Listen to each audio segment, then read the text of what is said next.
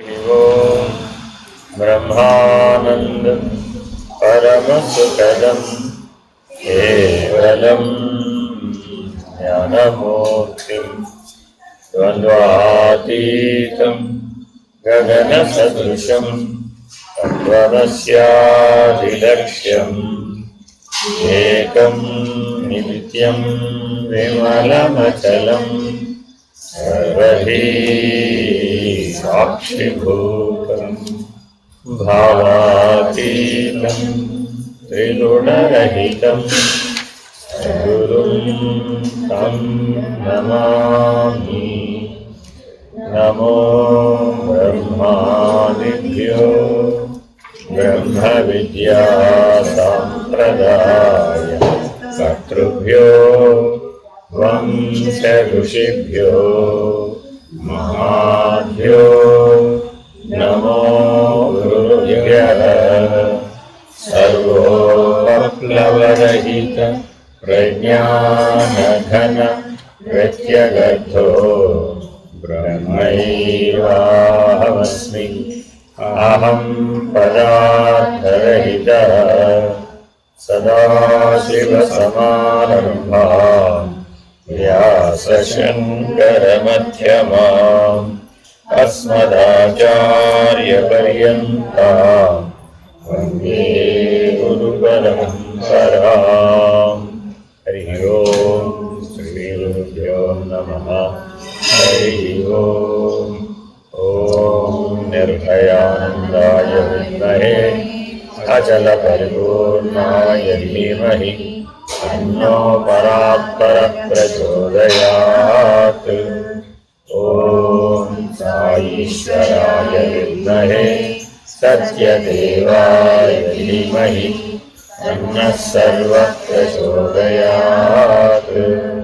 ॐ तत्पुरुषाय विद्महे महादेवाय धीमहि तन्नो रुद्रः प्रचोदयात्। सद्गुरुदेवाय धीमहि ज्ञानबोधामृताय धीमहि तन्नो प्रचोदयात्। हरिः ओम् श्रीगुरुभ्यो नमः। हरिः ओम्। అపరోక్షానుభూతి ఉపదేశం జ్ఞానోపదేశం అనేటటువంటి విభాగాన్ని విచారణ చేస్తున్నాం. ఉపదేశం అంటే కార్యకారణ వివేకాన్ని పొందడానికి తగిన ఆధారం ఏదో దాన్ని ఉపదేశం అంటారు. ఎన్ని మంత్రాలైనా ఉపదేశాలుగా ఇస్తూ ఉంటారు. సాధారణంగా వీటికి త్రివిధ దీక్షలు అని అంటారు. అంటే అర్థం ఏమిటి? మొట్టమొదటి దీక్ష ఆణవీ దీక్ష అంటారు. ఈ ఆణవీ దీక్ష ద్వారా మలదోషం నివారించబడుతుంది. ఈ ఆణవీ దీక్ష సాధారణంగా ఎవరికైనా సరే వారి వారి సంస్కారాన్ని అనుసరించి ఒక శివనామము, ఒక విష్ణునామము, లేదా ఒక అమ్మవారి నామము, లేదా వారి ఇష్టదైవం గణపతో సూర్యుడు ఎవరో ఒకరు మీ ఇష్టదైవం ఎవరు అని అడుగుతారు. ఆ దానికి సంబంధించిన అష్టోత్తరం కానీ లేదా మూలమంత్రం కానీ మీకు ఉపదేశంగా ఇస్తారు. అర్థమైందండి? నాకు ఈశ్వరుడు అంటే శివుడు అంటే నాకు ఇష్టదైవం అండి, రోజు అర్చన అభిషేకం చేయాలని అభిలాష ఉందండి, నేను జపం చేస్తానండి అన్నారు అనుకోండి. అప్పుడు మనకి రుద్రమంత్రాలలో ఆల్రెడీ రుద్రాధ్యాయంలో మనకి 5 ప్రధానంగా రుద్రాధ్యాయంలో మూలమంత్రాలు ఇచ్చారు. ఈశ్వరుడికి సంబంధించిన 5 మూలమంత్రాలు మీ సామర్థ్యాన్ని బట్టి ఆ జపం చేయవచ్చు. చేయగలిగిన వాడు నమస్తే అస్తు భగవన్ విశ్వేశ్వరాయ మహాదేవాయ త్రయంబకాయ త్రిపురాంతకాయ త్రికాగ్నికాలాయ కాలాగ్నిరుద్రాయ నీలకంఠాయ మృత్యుంజయాయ సర్వేశ్వరాయ సదాశివాయ శ్రీమన్మహాదేవాయ నమః. ఈ మంత్రాన్ని శ్వాసతో అనుసంధానం చేసి చేయొచ్చు. అప్పుడు మన బలం పెరుగుతుందా తగ్గుతుందా? పెరుగుతుంది. పూరించే శక్తి పెరుగుతుంది, కుంభించే శక్తి పెరుగుతుంది, రేచించే శక్తి పెరుగుతుంది. అలాగే మరలా కుంభించే శక్తి పెరుగుతుంది. దీని మీద విజ్ఞాన శాస్త్రం మన కరోనా టైంలో ప్రయోగం చేసింది. ఇది కరెక్టేనా, వీళ్ళు ఊరికే చెప్తున్నారా? మానవుడికి లంగ్ కెపాసిటీ 5 లీటర్స్, 5 లీటర్ల ఆక్సిజన్ తీసుకోవచ్చు. అంత కెపాసిటీ భగవంతుడు ఇచ్చాడు. కానీ బాగా నేను ప్రాణాయామం సాధించానండి అన్నవాడు 2.5 లీటర్లు తీసుకో అంతే. నేను రోజు ప్రాణాయామం చేస్తున్నానండి, కపాలభాతి చేశానండి, ఏదో రకరకాల ప్రాణాయామాలు ఉంటాయి కదా, అవన్నీ చేస్తున్నానన్నవాడు ఎంత చేస్తున్నాడని లెక్కేస్తే, అంటే మనకు ఒక టెస్ట్ ఉంటుంది, పల్మనరీ ఫంక్షన్ టెస్ట్ అని ఒకటి ఉంటుంది. అది పెట్టుకుని చేశారన్నమాట.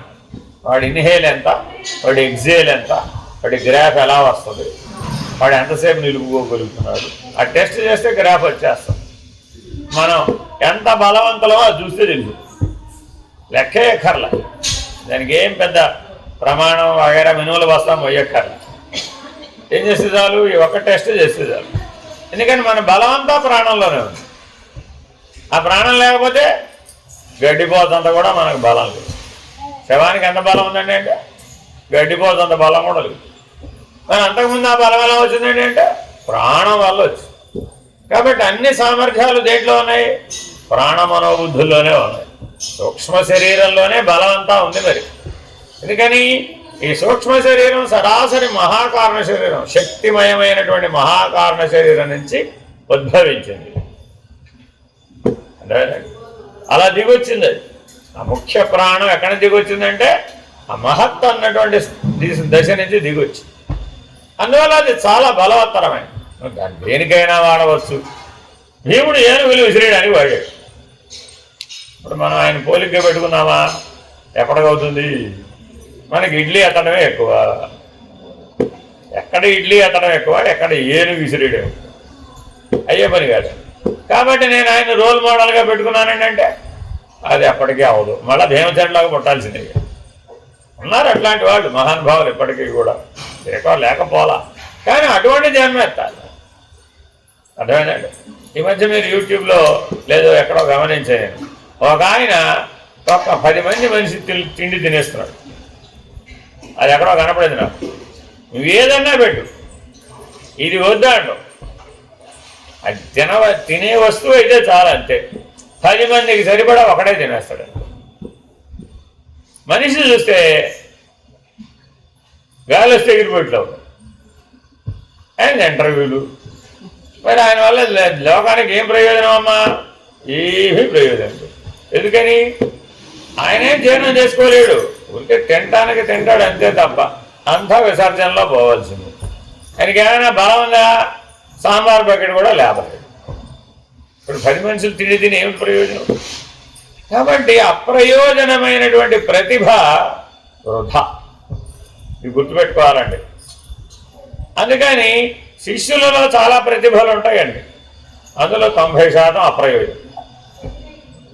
ఊరికే చూడడానికి బాగుంటాయి, చెప్పుకోవడానికి బాగుంటాయి. అది బ్రహ్మనిష్టకు పరిధిలో. కాబట్టి అవన్నీ గురువు ఏం చేస్తాడంటే నిరసించేస్తాడు. నువ్వేమో అదే నా ప్రతిభ అంటావు, అది పనికిరాదు బాగుంటుంది. ఎంత బాధ కలుగుతుందో. ఎందుకని? ఆ ప్రతిభ సంపాదించడానికి నువ్వు 5 ఏళ్ళు, 10 ఏళ్ళు, 20 ఏళ్ళు, 30 ఏళ్ళు, 40 ఏళ్ళు కష్టపడ్డావుగా. మరి కష్టపడి సంపాదించిన ప్రతిభ బ్రహ్మనిష్టకు పనికిరాదు బాగుంటుంది. ఏం చేయాలి మీరు? అది పనికిరాదు అంతే. ఎందుకని? ఇది పిడుగును ఎదిరించే వ్యవహారం, బియ్యాన్ని ఉడికించే వ్యవహారం కాదు. నువ్వు సంపాదించిన ప్రతిభ ఏమిటి? బియ్యాన్ని ఉడికించడానికి పనికొస్తుంది. నాకేం కావాలి? బ్రహ్మనిష్ట అంటే పిడుగును ఎదిరించగలిగే సామర్థ్యం ఉంటారు. మరి దానికి దీనికి ఒకటే మంత్రం, ఒకటే ఉపదేశం అంటావేమిటి? అలా ఎలా కుదురుతుంది? అది కుదరదు. కాబట్టి చాలా మీరు జాగ్రత్తగా మీ సాంఖ్య విచారణ గమనిస్తే చిట్ట చివరి నిలువు, చిట్ట చివరి అడ్డం దగ్గర మంత్రోపాసకులు ఉంటారు. సో మొట్టమొదటి ఎవరవుతావు? మంత్రోపాసకులు అవుతావు. అట్లా ఒక్కొక్క మెట్టు ఎక్కుతావు అన్నమాట. ఎక్కితే చివరిది జ్ఞాతే, ఆ చివరిది ఆత్మే, ఆ చివరిది బ్రహ్మమే. అలా లైన్లో వెళ్ళిపోవచ్చు అంతే. అది ఎటువంటిదట? 300 రూపాయల టికెట్ కంకణం, సుదర్శనం కంకణం టికెట్ కట్టించుకోవడం లాంటిది. ఉపదేశం అంటే ఏంటండి? ఆ సుదర్శనం కంకణం ఆడ గేట్కి వెళ్ళగానే ఏం చూస్తాడు, మీ టైం అయిందండి బాబు, వెళ్ళిపోండి. టైం కూడా ఉంటుంది. ఆ టైంకి వెళ్ళావు, ఆపడేగా నిన్ను, వెళ్ళిపోయా బాబు. సరాసరి బంగారు వాకెళ్ళాక 10 నిమిషాలు వెళ్ళిపోతావు. అలా ఎలా వెళ్ళాడంటే వాడికి ఉపదేశం ఉందిరా బాబు. మరి ఉపదేశం లేనివాడండి, వాడికి అవకాశం లేదా? మీ భగవంతుడు ఏంటి అంత పక్షపాత? ఆయనకేం పక్షపాతం లేదు. లైన్లో రా, సర్వదర్శనంలో రా. ఇప్పుడే అక్కడే దేవుడేం మారిపోలా, అడిగిని కొద్దిగా సమయ భేదం అంతే, అదే ఏమి లేదు. కాబట్టి జాగ్రత్తగా ఈ ఉపదేశం అన్నదాన్ని అర్థం చేసుకోకపోతే దీంట్లో వింత ధోరణులు, విపరీత ధోరణులు వచ్చే అవకాశాలు చాలా ఉన్నాయి. కాబట్టి మొదటి దీక్ష ఏమంటారు? ఆణవీ దీక్ష. ఈ ఆణవీ దీక్ష ద్వారా నువ్వు చేసి చేసి చేసి నీలో ఉన్నటువంటి త్రిగుణ మాలిన్యం అనే మల దోషాన్ని పోగొట్టుకోవాలి. ఎప్పుడైతే త్రిగుణ మాలిన్యం అనే మల దోషాన్ని పోగొట్టుకుంటావో అప్పుడు రెండవ దీక్ష. అదేమిటి? హంసమంత్రం. ఇంకప్పుడు వేరే ఎవరు ఏం చెప్తారు నీకు? అప్పుడు నాయన నువ్వు ముఖ్య ప్రాణస్వరూపుడు. ఆ హంసమంత్రం ఏం చెప్పింది? నీ స్వరూపం హంస. ఆ హంస స్థితిలో దేవహంస, ఈశ్వరహంస, పరమహంస అని 3 స్థితి భేదాలు ఉన్నాయి. ఈ 3 స్థితి భేదాలు నీకు వీలవుతాయి. ఈ ఒక్క మంత్రం ద్వారా ఆ 3 స్థితులను సాధించవచ్చు అని ఇస్తారు. అప్పుడేం చెప్తారు? దృష్టి ఆజ్ఞాచక్రంలో పెట్టుకోవయ్యా బాబు. షడాక్షరి వాళ్ళకి చెప్పరు, షడాక్షరి వాళ్ళకి అనాహతం. దృష్టి ఎక్కడ పెట్టుకోవాలి? అనాహతం. హంస మంత్రం వాళ్ళు ఎక్కడ పెట్టుకోవాలి? ఆజ్ఞాచక్రాల్లో పెట్టుకోవాలి. ఇది గుర్తుపెట్టుకోవాలి. అప్పుడు నిరంతరాయంగా 24 గంటలు ఆజ్ఞాచక్రంలో ఉండి ఆ మంత్రానుసంధానం చేస్తాడు. అప్పుడు మరి అంతర్ముఖం అంటే ఏమిటి, అంతర్ముఖ సాక్షి అంటే ఏమిటి, అదంతా హంసమంత్ర అనుభవం ద్వారా కలుగుతుంది. దాన్ని హంసతత్వం అంటారు. అంటే త్వంపదం జీవహంస, తత్పదం ఈశ్వరహంస. అనుభవం వచ్చింది. త్వంపదం ఈశ్వరహంస, తత్పదం పరమహంస. పరమహంస అయిపోయావు, ఈ త్వంపదం ఎగిరిపోయి కేవల తత్పదమే పరమహంసం. అంతే, ఆ తత్పదమే తానే ఉంటాడు, అంతే. అది పరమహంస అంటే. ఇలా జాగ్రత్తగా ఇందులో చాలా మెళకువలు ఉంటాయి. ఎందుకని? కళ్ళకు కనపడదు కదా, ఈ కళ్ళకు కనపడదు. ఆ తెలివి రావాల్సిందే, ఆ బుద్ధి రావాల్సిందే, ఆ జ్ఞానం రావాల్సిందే, ఆ దివ్య చక్షువులు లభించవలసిందే. అప్పుడే అది వీలవుతుంది, లేకపోతే వీలు. ఆ దేవతల యొక్క ఆయా స్థానాలలో ఉన్న దేవతల యొక్క అనుగ్రహ బలం చేత జీవహంస ఈశ్వరహంస అవుతాడు, ఈశ్వరహంస పరమహంస అవుతాడు. అప్పుడు ఏ ఏ ఉపాసనలు చేయాలో ఆయా దేవతలు కానీ, ఆయా దేవతా గణములు కానీ, లేదా ఆయా దేవతా ఉపాసకులు కానీ నీకు తారసపడతారు. వాళ్ళు నీ చేత నువ్వు చేసేటటువంటి నీ స్థితి బలం చేత ఆకర్షించబడతారు. నువ్వు పిలవకుండానే వస్తారు నీకు వచ్చి నాకు ఆదేశం అయింది, నువ్వు ఈ మంత్రం చేయాలి ఇప్పుడు అని చెప్పి వెళ్ళిపోతాడు. ఎక్కడో ఉంటాడు వాడు, వాడెవడో నీకు తెలియదు, నీవెవడో వాడిది. అయిపోయింది అంతే. వాడికి స్మరణ వస్తుంది అంతే, ఎత్తుక్కుంటూ వచ్చేస్తాడు అంతే. ఎక్కడ ఎక్కడ ఎక్కడ అంట. మీకు ఉదాహరణ చెప్తుంది. నాకు ఉపదేశం లేదు. మరి ఎక్కడో ఆదిలాబాద్ జిల్లాలో ఆదిలాబాద్ అనే ఊళ్ళో ఒక ఆయన ఉండేవాడు. నేను ఎక్కడో కృష్ణా జిల్లాలో చల్లపల్లి అనే గ్రామంలో పనిచేస్తాను. ఆయనకు ఒక ఆదేశం వచ్చింది, కృష్ణా జిల్లా చల్లపల్లి అనే ఊళ్ళో విద్యాసాగర్ అనేవాడు ఒకడు ఉన్నాడు, అర్జెంటుగా వెళ్ళు, వాడికి ఉపదేశం ఇవ్వు, వాడికి ఇనిషియేషన్ ఇవ్వు అని. నేనే అడగలే, ఎవరిచ్చారన్నా, ఎవరు అడిగే ఎలా చేశాను మీకు అన్న. వచ్చాడు అంతే, ఊళ్ళోకి వచ్చేసాడు, పెట్టే పెట్ట పట్టుకుని వచ్చేసాడు. ఆయన అంతా నిజాయితీ పరుడో చెప్తున్నాను మీకు. అంటే గురువు అనేవాడు ఎట్లా వస్తాడంటే నీకేం తెలుసు, నీ పని నువ్వు చేయి, నిజాయితీగా నీ పని నువ్వు చేయి, నిష్కామకర్మను ఆచరించు, సత్కర్మను ఆచరించు, ఈశ్వర ప్రణిధానం కలిగి ఉండు, ఈశ్వరార్పణ బుద్ధి కలిగి ఉండు. వస్తాడు వెతుక్కుంటూ. అది శాస్త్రవాక్యం, అనుభవవాక్యం. వచ్చాడు అలాగా. ఆయన పేరు కూడా నాకు తెలియదు, ఆయన ఎవరో నాకు తెలియదు. వచ్చేసాడు అంతే ఊళ్ళోకి. ఏమంటే కనపడే వాళ్ళందరూ అడుగుతారు విద్యాసాగర్ గారు విద్యాసాగర్ ఎవరు చెప్తాడు? రోడ్డు మీద అడిగామని చెప్తారా? వారికి తెలియదు. ఆయన తెలిసిన వాడు ఎవరో ఒక ఆయనకు వాళ్ళ మార్గానికి సంబంధించిన ఒక లెక్చరర్ ఎవరో ఉంటే అది తెలుసుకుని ఇక్కడ ఆ మార్గం ఎవరన్నా ఉన్నారా అని అడిగి ఫలానా ఆవిడ ఉన్నారంటే ఆ వాడింటో దిగి ఆవిడని అడిగి ఆవిడికి తెలియదు.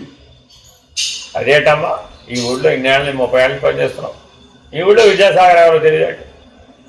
నాకేం పని అండి? అది నాకేమన్నా పని?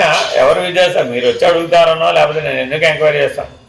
ఉండండి, మీరు పెట్టే తెచ్చుకున్నారు కదా, ప్రశాంతంగా ఉండండి. మా సాధకులు రోజు వస్తూ ఉంటారు, వాళ్ళకి ఏమన్నా చెప్పండి, ఈ లోపల నేను కనుక్కుంటాను. ఓ 3 రోజులు పట్టింది ఆవిడ కనుక్కోవడం. 3వ రోజుకి పట్టేస్తుంది. ఎందుకని? ఒకడోడు చెప్తాడు కదా, మన ఎంపీ గారి పేరు విద్యాసాగర్ రెడ్డి బాబు ఎవడో చెప్పాడు, కబురు పంపించి మీకోసం ఎవరో ఆదిలాబాద్ నుంచి వచ్చారు అర్జెంట్గా రండి. సరే వెళ్ళే వెళితే నాకు ఆదేశం అయిపోయింది, నీకు ఇనిషియేషన్ ఇచ్చేయాలి ఇప్పుడు అర్జెంటుగా, ఇప్పటికే లేట్ అయిపోయింది, నీకు ఇనిషియేషన్ ఇచ్చేయాలి, నేను వెళ్ళిపోవాలన్నాడు. ఇదేమన్నా పండుతాంబలం పూతాంబలం నువ్వు ఇచ్చేస్తే పుచ్చుకోవడానికి, నేనేం తీసుకోను, నాకు అనిపిస్తుంది, నాకేమనిపించలేదు. మీరెవరో ఏ మార్గమో ఎక్కడి నుంచి వచ్చారో ఏమిటో నాకేం తెలియకుండా నేను ఎలా ప్రవేశిస్తాను? రేపొద్దున ఉపదేశం అయిపోగా నువ్వు అలా చేయాలి ఇలా చేయాలని చెప్తావు, మరి అప్పుడు దాన్ని కట్టుబడి ఉండాలి. నాకు దేనికి కట్టుబడి ఉండే లక్షణం లేదు, నేను స్వేచ్ఛాజీవి కాబట్టి నేను అలా తీసుకోను. అప్పుడు మరి ఏం చేయాలి ఆయన? సరేలేవయ్యా, ఇవి ఇక్కడ అన్ని పుస్తకాలు ఉన్నాయి మా మార్గానికి సంబంధించిన, ఆ రోజు సాయంత్రం పూట 1 గంట వచ్చిపోతా ఉండు, ఆ పుస్తకాలు ఇస్తా నీకు చదువు, మా మార్గం అంటే ఏమిటో తెలుస్తుంది, అది ఇదని చెప్పి ఇంతకీ ఏమిటమ్మా ఆ సహజ మార్గం అది అన్న. సంతోషం, తెలుసులే నాకైతే అన్న. వెనకే అన్నాడు. లాలాజీ బాబూజీ మేము గురు పరంపర అంతా తెలిసిందే, నేను కొంతకాలం మీ పద్ధతిలోనే ఉండే ఒక గురువు గారితో ఉండేవాడు, ఆయన ఆ పద్ధతి అంతా చేసేవాడు, అది చూసే నేను అదంతా ఆ విధానం అంతా నాకు తెలుసు, కానీ నాకు అందులో అభిలాష లేదండి, ఆ మార్గంలో వెళ్ళాలని నాకేం అభిలాష లేదు. నీకు అభిలాష ఉన్నా లేకపోయినా లాలాజీ గారి దగ్గర నుంచి పరమ గురువు దగ్గర నుంచి ఆర్డర్ అయిపోయింది, ఉల్లంఘించడానికి వీలు కాదు అన్నాడు. నీకు నాకు కాదు కదా ఆర్డర్, ఎవరికి వేశారు? నీకు. నాకు స్ఫురిస్తే నేను ఆయన అశరీరి గురువు, సందేహం లేదు, నేను ఒప్పుకున్నాను. దాని ప్రతిదానికి ఒక పరమ గురువు అశరీరి గురువు ఉంటాడు, కానీ నేను ఒప్పుకోను, నాకు తెలియదు. నేను ఆల్రెడీ ఒక గురువుని ఆశ్రయించేశాను ఇక్కడ, అప్పటి కాలంలో 80 ఏళ్ళని ఆశ్రయించేశాను. మళ్ళీ ఇప్పుడు అర్జెంటుగా నేనే తీసుకుంటాను, నాకు ఆల్రెడీ ఒక గురువు ఉన్నాడు, మరి ఇప్పుడు ఆయన వదిలేయాలి. ఎందుకంటే నువ్వు మళ్ళీ ఈయన గురువు కాదంటే నువ్వు ఒప్పుకోవు, అదంతా నా తగాదా పడండి అన్న. అసలైనా నేను అర్హుడని మీరు ఎలా తెలుసుకున్నారు? మీరు కదా తెలుసుకోవాలి అసలు. ఆయన వారు ఆర్డర్ వేసారు, సరే, నేను అర్హుడని మీకు ఎలా తెలుసు? పరీక్షించుకోవాలి కదా, పరీక్షించుకోండి అన్నాడు. ఇక లాభం లేదు, వీడిని వాదించి లాభం లేదని బ్రతులాడు. మరి ఎవరైనా ఆయన నా మాట వినరా బాబు, నన్ను ఇక్కడి నుంచి పంపించరా బాబు, ఆయనేమో నన్ను వెళ్ళొద్దంటాడు, నువ్వేమో తీసుకోవాలంటావు. ఆయనకి చెప్పలేకపోతావు, నీకు చెప్పలేకపోతావు. నీతో వాదించి అంత ఓర్పు ఓపిక నాకు లేదు. ఆయన ఇమ్మన్నాడే నీకు ఇచ్చేసి వెళ్ళిపోవడం కోసం వచ్చింది. నేను పోస్ట్ మ్యాన్, అంతవరకే నా బాధ్యత. నువ్వు నిరాకరిస్తే ఎట్లాగా అని 3 రోజులు 4 రోజులు గజ్జులేడు. ఇప్పుడు ఏం చేయాలి? తీసుకోవాలా మానేయాలా? తీసుకోవాలా మానేయాలా? ఎవరైనా ఏం చేస్తారు? మన గురువు గారు వెళ్ళి అడుగుతారు, నేను అడగనట్టు. ఆయనకి చెప్తే ఆయన నాకు చెప్పి ఉండేవారే కదా, లేదా ఆయన నాకు చెప్తే నాకు తోచేదే కదా, లేదా ఆయన పరీక్ష పెడితే నేను పాస్ అయి ఉండేవాడిని కదా. పాస్ అయితే అప్పుడు ఓకే, అలా అయినా ఓకే. స్థూలంలో ఎలా జరగాలి? పరీక్ష పెట్టాలి, పాస్ అవ్వాలి, ఓకే, అట్లయినా ఓకే. సూక్ష్మం అంటావా? నాకు స్ఫురించాలి, ఓకే. కాదు మహాకారణం కారణం వాళ్ళిద్దరు చూసుకుంటారంటారా? చూసుకోమన్నాడు వాళ్ళిద్దరు. వాళ్ళు చెప్తే ఇంకా ఉత్తమం, గొడవ లేదు. మరి జరగాల వద్దా మరి? సరే, వీటన్నింటిలో ఇదంతా లాభం లేదు, నువ్వు సాయంత్రం వచ్చేసేయాల్సిందే, ఇవాళ ముహూర్తం అయిపోయింది, వాళ్ళు సాయంత్రం 7 గంటల లోపల ఇది జరిగిపోవాల్సిందేనని ఓ రోజు చెప్పాడు. సరే వెళ్ళాం, 4ంటికే వెళ్ళాం. అదే వాళ్ళందరూ అలా కూర్చుని ఉన్నారు.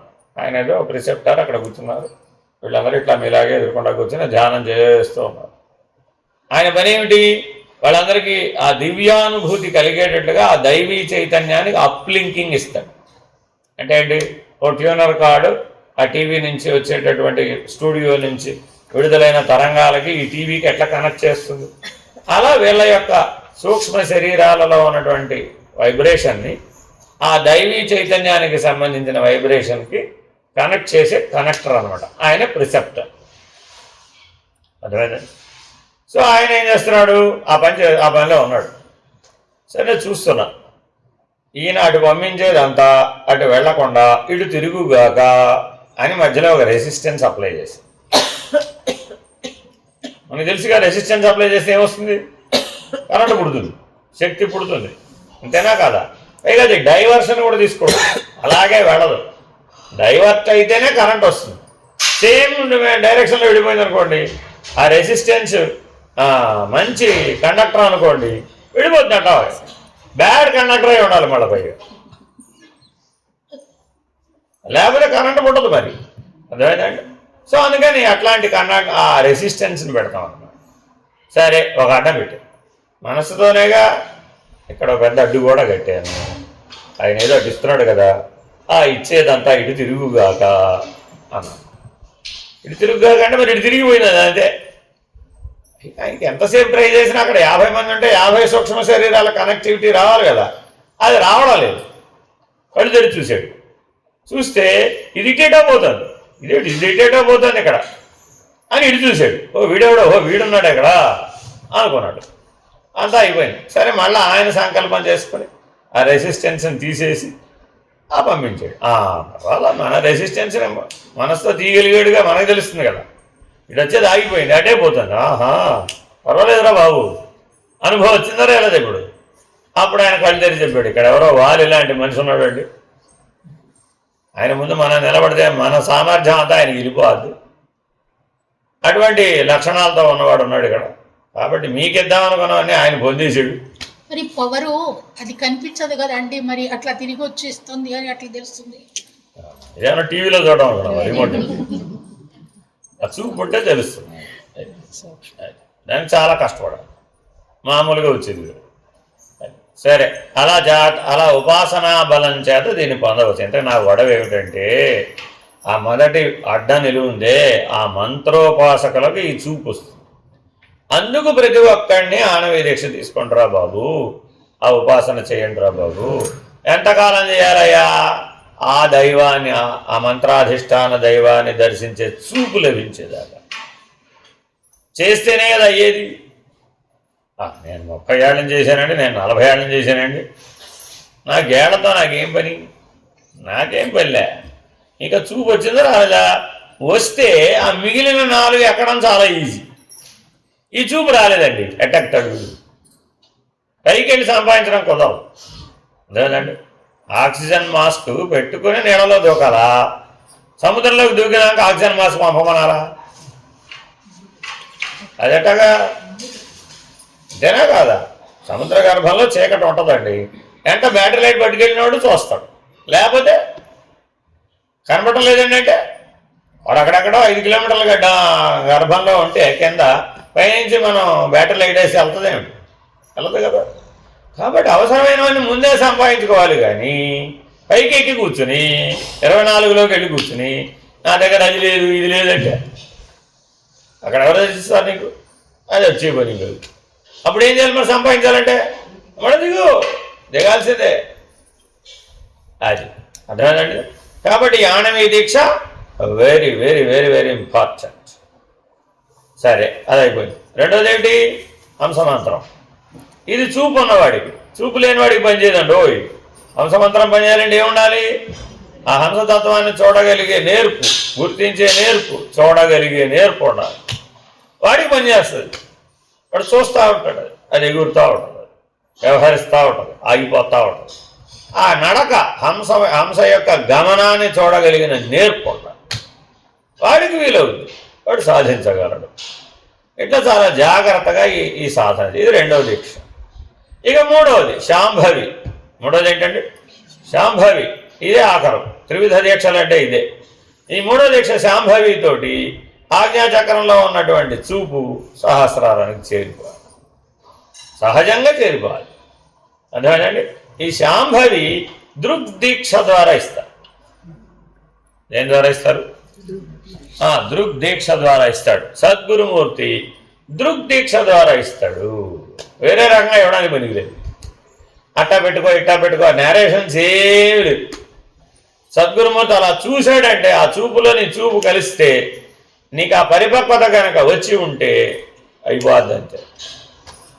అలాగే భగవాన్ బాబా వారు దృగ్దీక్ష ఇచ్చారు. అలా చూశారంతే. డైరెక్ట్ శాంభవి దీక్ష. ఎవరికైతే ఈ శాంభవి దీక్ష ఉంటుందో వాడికి ఆత్మసాక్షాత్కార జ్ఞానం సంవత్సర కాలంలో కలుగుతుంది అని నిర్ణయం. నీ కలిగిందో లేదో నీ అర్హతను బట్టి. అదేనండి.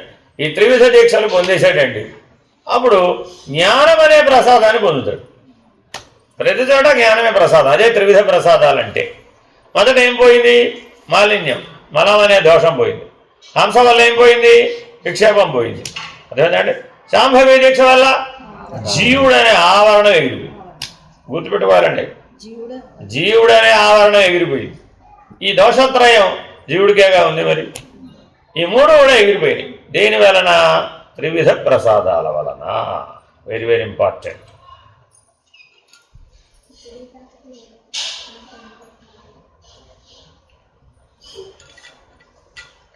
ఇదే అంశాన్ని ఇప్పుడు అపరోక్షానుభూతిలో శంకర్లు మనకి అందిస్తున్నారు.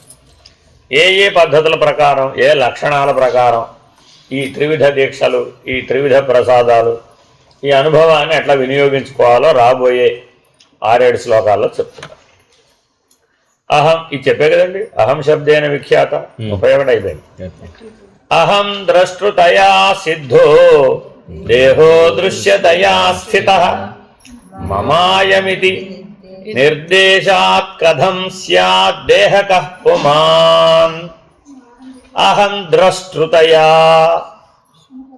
ప్రతి దాంట్లో ఒక ప్రాణప్రదమైన శబ్దం చెప్తున్నానండి. ప్రతి శ్లోకం చెప్పినప్పుడు ఆ ఒక్క పదాన్ని అర్థం చేసుకుని దాన్ని బట్టి మీరు అన్వయం చేసుకోవాలని చెప్తున్నాను. అలా గుర్తుపట్టడం రావాలి మీకు. అలా గుర్తుపడడం వస్తే మీకు తెలివి వచ్చినట్టే. ఏది ప్రాణప్రదమైన శబ్దమో మీకు చదివినప్పుడు తెలియలేదనుకోండి, ఇంకా తెలివి తమోగుణంలో ఉన్నట్టే.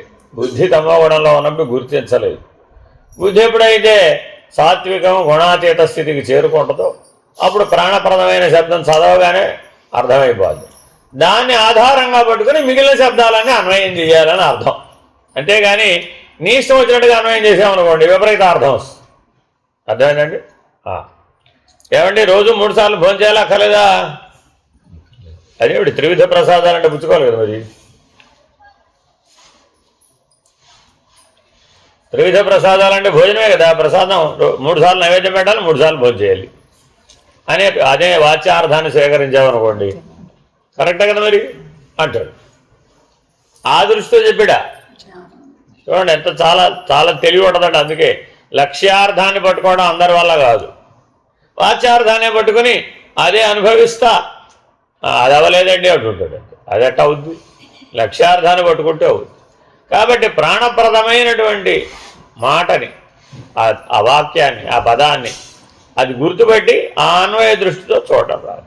అహం, నేను అనేది ద్రష్ట రూపంలో ఉండేది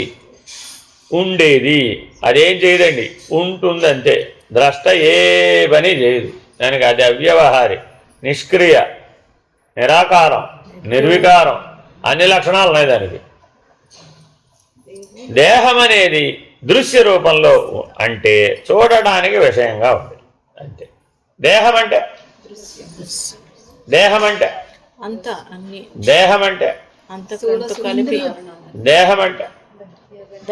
అమ్మాయి అది దహ్యతిథి దేహ. నిరంతరాయంగా దహించబడేది ఏదో అది దేహం. ఆ నిరంతరాయంగా దహించబడ్డాన్ని దృశ్యంగా చూస్తున్నట్ట ద్రష్ట. నీకు అనుభవం రావాలని అదే నాకు తెలియదు. ఒక హోమగుండంలో అగ్ని రగిలిపోతుందండి. ఆ హోమం చేసేవాడు చూస్తున్నాడు. ఎలా చూస్తున్నాడయ్యా? ద్రష్టగా. ఆయనకంటే ఎత్తు పైకి లేస్తుంది. అంతేనా కదా? ఇక్కడ కూడా ఇది కూడా హోమగుండం. ఈ హోమగుండంలో నువ్వేమేస్తావో వెయ్యి, నాకేం కావాలి? దహ్యతి ఇది దేహ.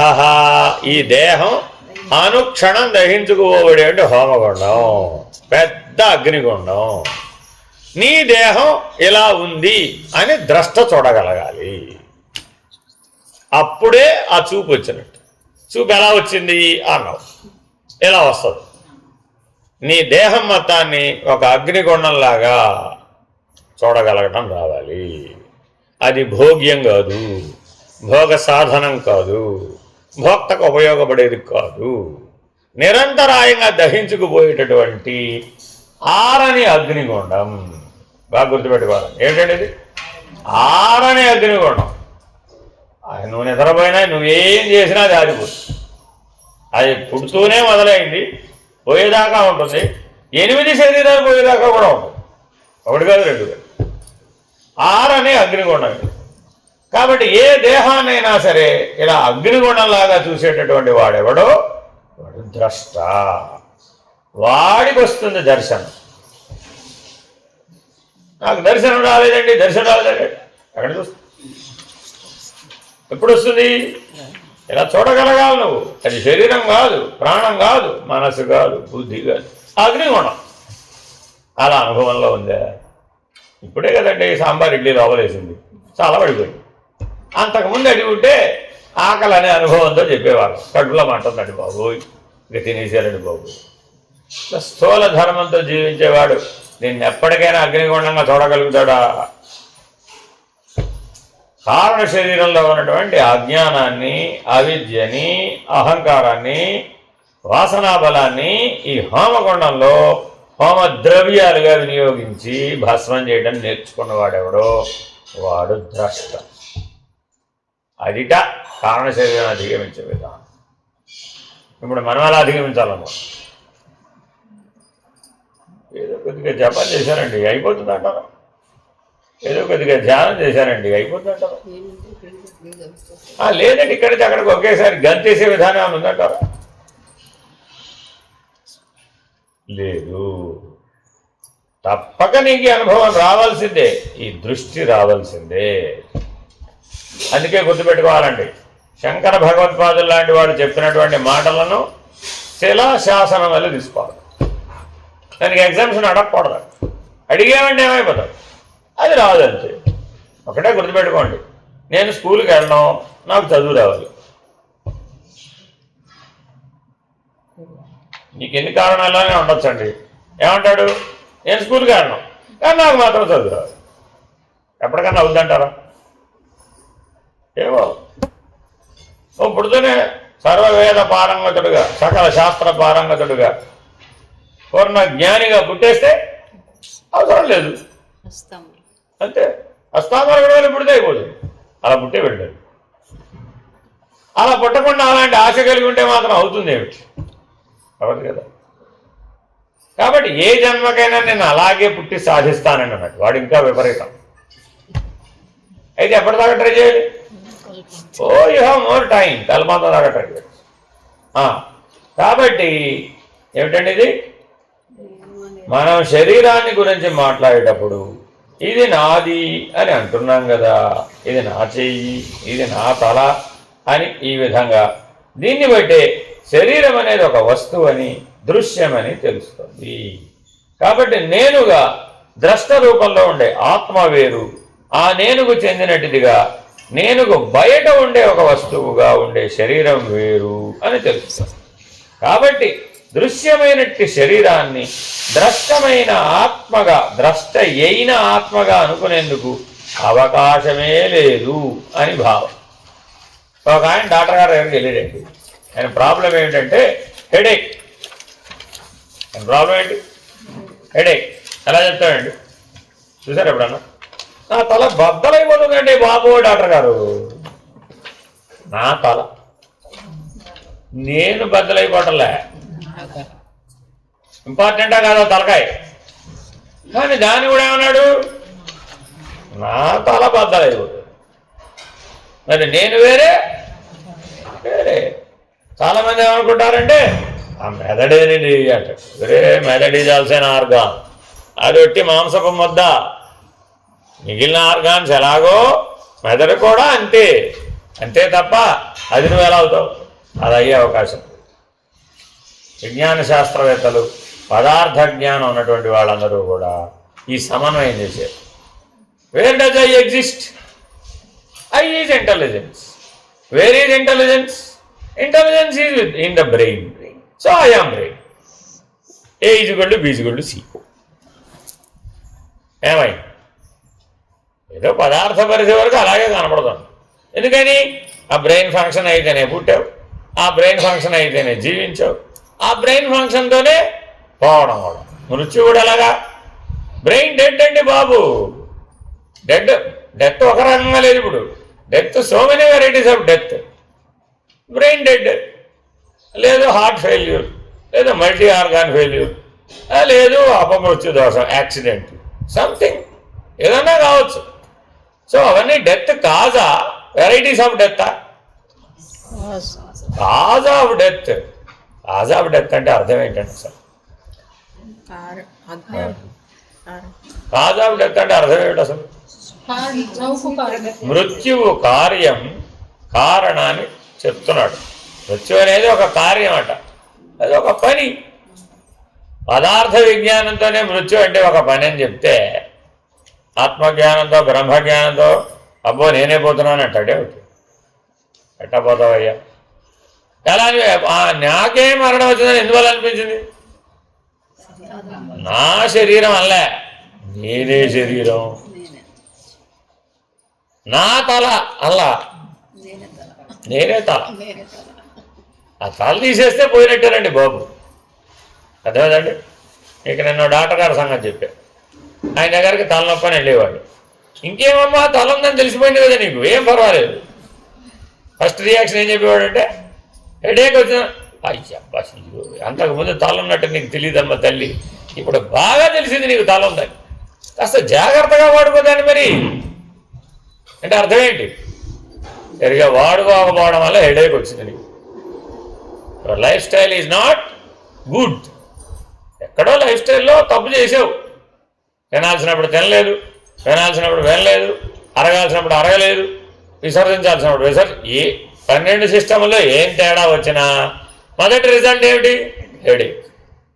చూసుకోండి మీరు, ఏ తేడా రానివ్వండి శరీరంలో ఫస్ట్ రిజల్ట్ హెడేక్. అజీర్ణం హెడేక్. ఆకలి వైపరీత్యం అయిపోయిందండి, అప్పుడు కూడా హెడేక్ వస్తుంది. షుగర్ డౌన్ అయిపోయింది, అప్పుడు కూడా హెడేక్ వస్తుంది. హై షుగర్, అప్పుడు కూడా హెడేక్ వస్తుంది. 500 వచ్చింది అనుకోండి, హెడేక్ కంటిన్యూ అయిపోతూ ఉంటుంది. ఆ హెడేక్ కారణం కనుక్కోలేరు మీరు.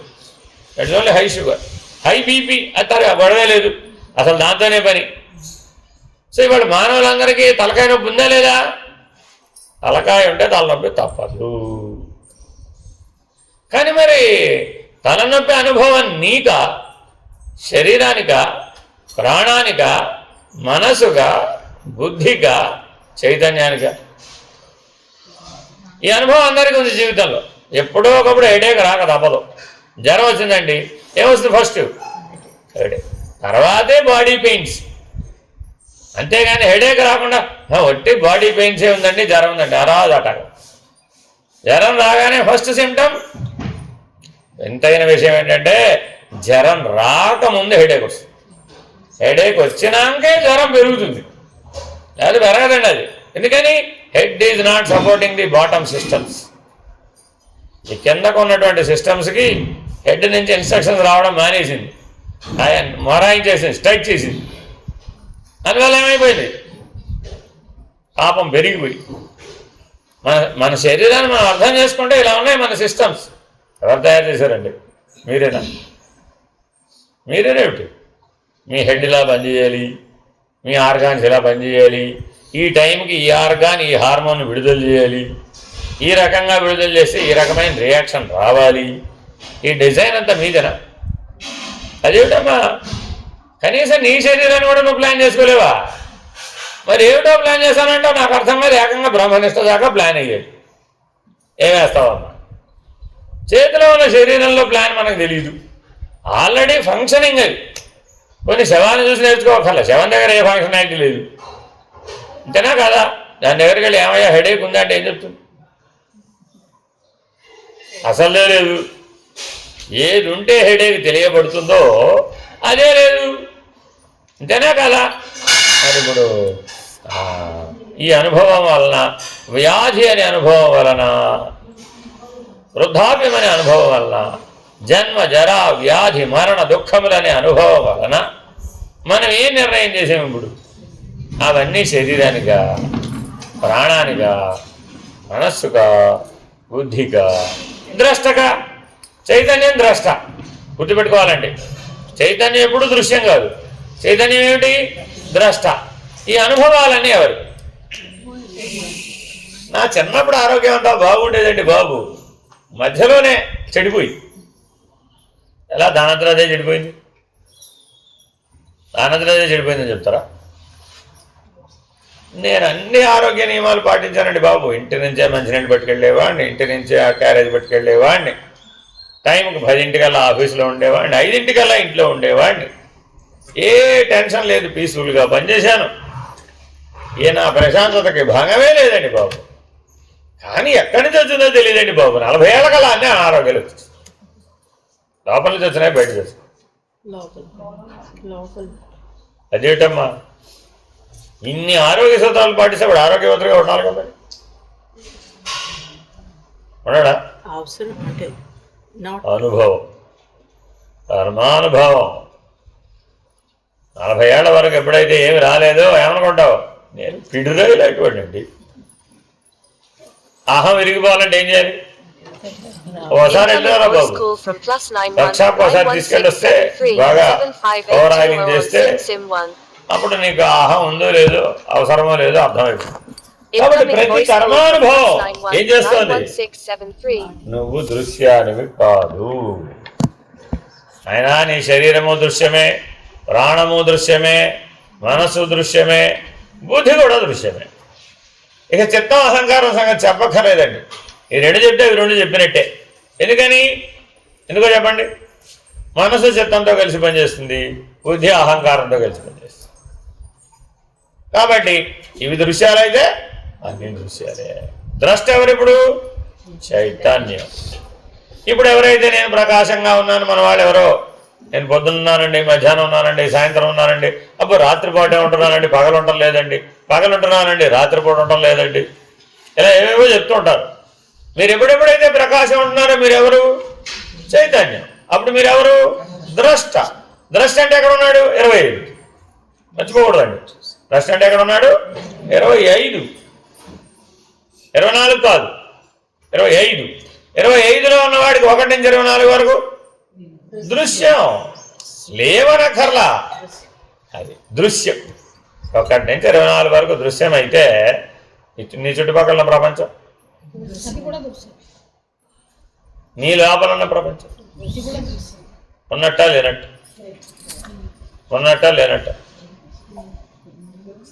ఉన్నట్టా లేనట్ట. ద్రష్టకి దృశ్యం ఉన్నట్టా లేనట్ట. ద్రష్ట స్థానం నుంచి చెప్పమంటున్నాడండి. ఈ ఉపదేశం ఏమిటి? ద్రష్ట స్థానంలో చెప్పబోయ్యా. నా కాళ్ళు పనిచేయట్లేదు, ఓకే డన్. నా లంగ్స్ పనిచేయడం లేదు, ఓకే డన్. నా జీర్ణాశయం పనిచేయడం లేదు, ఓకే డన్. ఎవరు చెప్పారు? చంద్రశేఖర పరమాచార్య. ఆయనకి వైద్యం చేయడానికి ఒక మహామహుని పిలిపించారు, సూపర్ స్పెషలిస్ట్ ఫ్రమ్ అమెరికా. ఆ రోజుల్లో అమెరికా లేదు, లండన్. వచ్చాడు. స్వామి, మీ ఆరోగ్యం గురించి నన్ను జాగ్రత్తలు తీసుకోమన్నారు, నేను కొద్దిగా మిమ్మల్ని పరీక్షించాలి, మీరు అనుమతిస్తే. ఎందుకని? జగద్గురు శంకరపీఠ మీద కూర్చొని ఉన్నాడు, అసలు ఆయన దగ్గరికి వెళ్ళడమే కష్టం అని అక్కడి నుంచి అడిగాడు. సైగ చేశాడు, పక్కకు వచ్చాడు గడిలో. ఆహా, పరీక్ష చేయాలా? ఏం పరీక్ష చేయాలి అన్నాడు. ఆయన చదివేసాడు లిస్ట్ అంతా, ప్యాకేజీలో ఉన్న లిస్ట్ అంతా చదివేస్తాడు కదా. ఆయన ఏమన్నారంటే, సరే నేను చెప్తాను. నా పేగులన్నీ ముడుచుకుపోయినాయి, నిరవధిక ఉపవాసాల వలన పేగులన్నీ ఇలా ముడుచుకొని అంటుకుపోయినాయి, జీర్ణాశయం కుంచుకుపోయింది, ఒక లంగ్ ప్యారలైజ్ అయిపోయింది, ఒక ఊపిరితిత్తి పనిచేయడం లేదు, కాళ్ళు చేతులు ముడుచుకోవడానికే పనికొస్తాయి కానీ చాపడానికి పనికిరావు, నడుం ఆల్రెడీ వంగింది. ఇక నువ్వు చేసేది వైద్యం ఈ శరీరానికేగా. ఇప్పుడు ఈ శరీరానికి ఇంకేం పరీక్షలు చేస్తానంటావు అన్నారు. నేనేం చేయాలి? ఏం చేయాలి? Already report చదివేసాం. రిపోర్ట్ అంతా చదివేస్తే పరీక్షలు ఏం అవసరం లే. అర్థమైందండి? సరే, పరీక్షలు లేకుండా వైద్యం చేస్తాడు ఆయన. ఇప్పుడు ఎక్కడ చేస్తాడు? ఇవేమీ వెనక్కి తీసుకెళ్ళడానికి, మామూలుగా అయ్యేటి చేయడానికి ఏమీ రావు.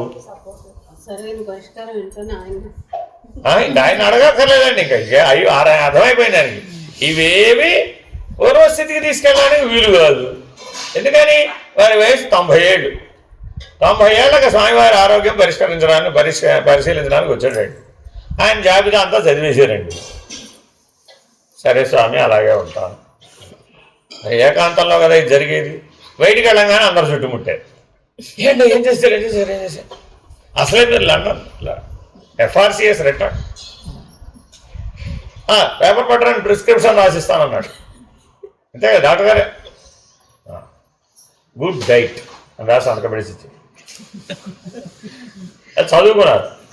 ఏమిటండి ఇదే ప్రిస్క్రిప్షన్? మీరే 30 మందులు రాస్తారని 30 మందులు ఎలా బదిలాడేయాలి మేము అనుకుంటే నాకు అర్థం అవసరం లేదండి. He knows about himself and he knows about himself. ఇంక చేసేదేమి? పైగా ఆయన చెప్పినవేవి వెనక తెప్పడానికి పనికొచ్చారు. వారి వయసు 90 మహానుభావులు. వారికి మనం చెప్పేది ఏమిటండి? అవకాశం ఉంటే వారు తింటే గుడ్ డైట్ ఇవ్వండి అంట. వెంటనే వాళ్ళు ఏం చెప్పారు తెలుసా? వారి ఆహారం మీకు తెలుసా అన్నట్టు.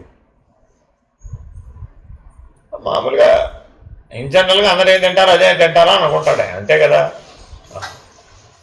అరటిపళ్ళు ఎండబెట్టి పిండి చేసి కొద్దిగా పాలు కలిపి ఒక 10 గ్రాముల నుంచి 20 గ్రాములు 2-3 స్పూన్లు తింటారు. అది వారి ఆహారం. మీరు గుడ్ డైట్ అని రాస్తే మేమేవారు.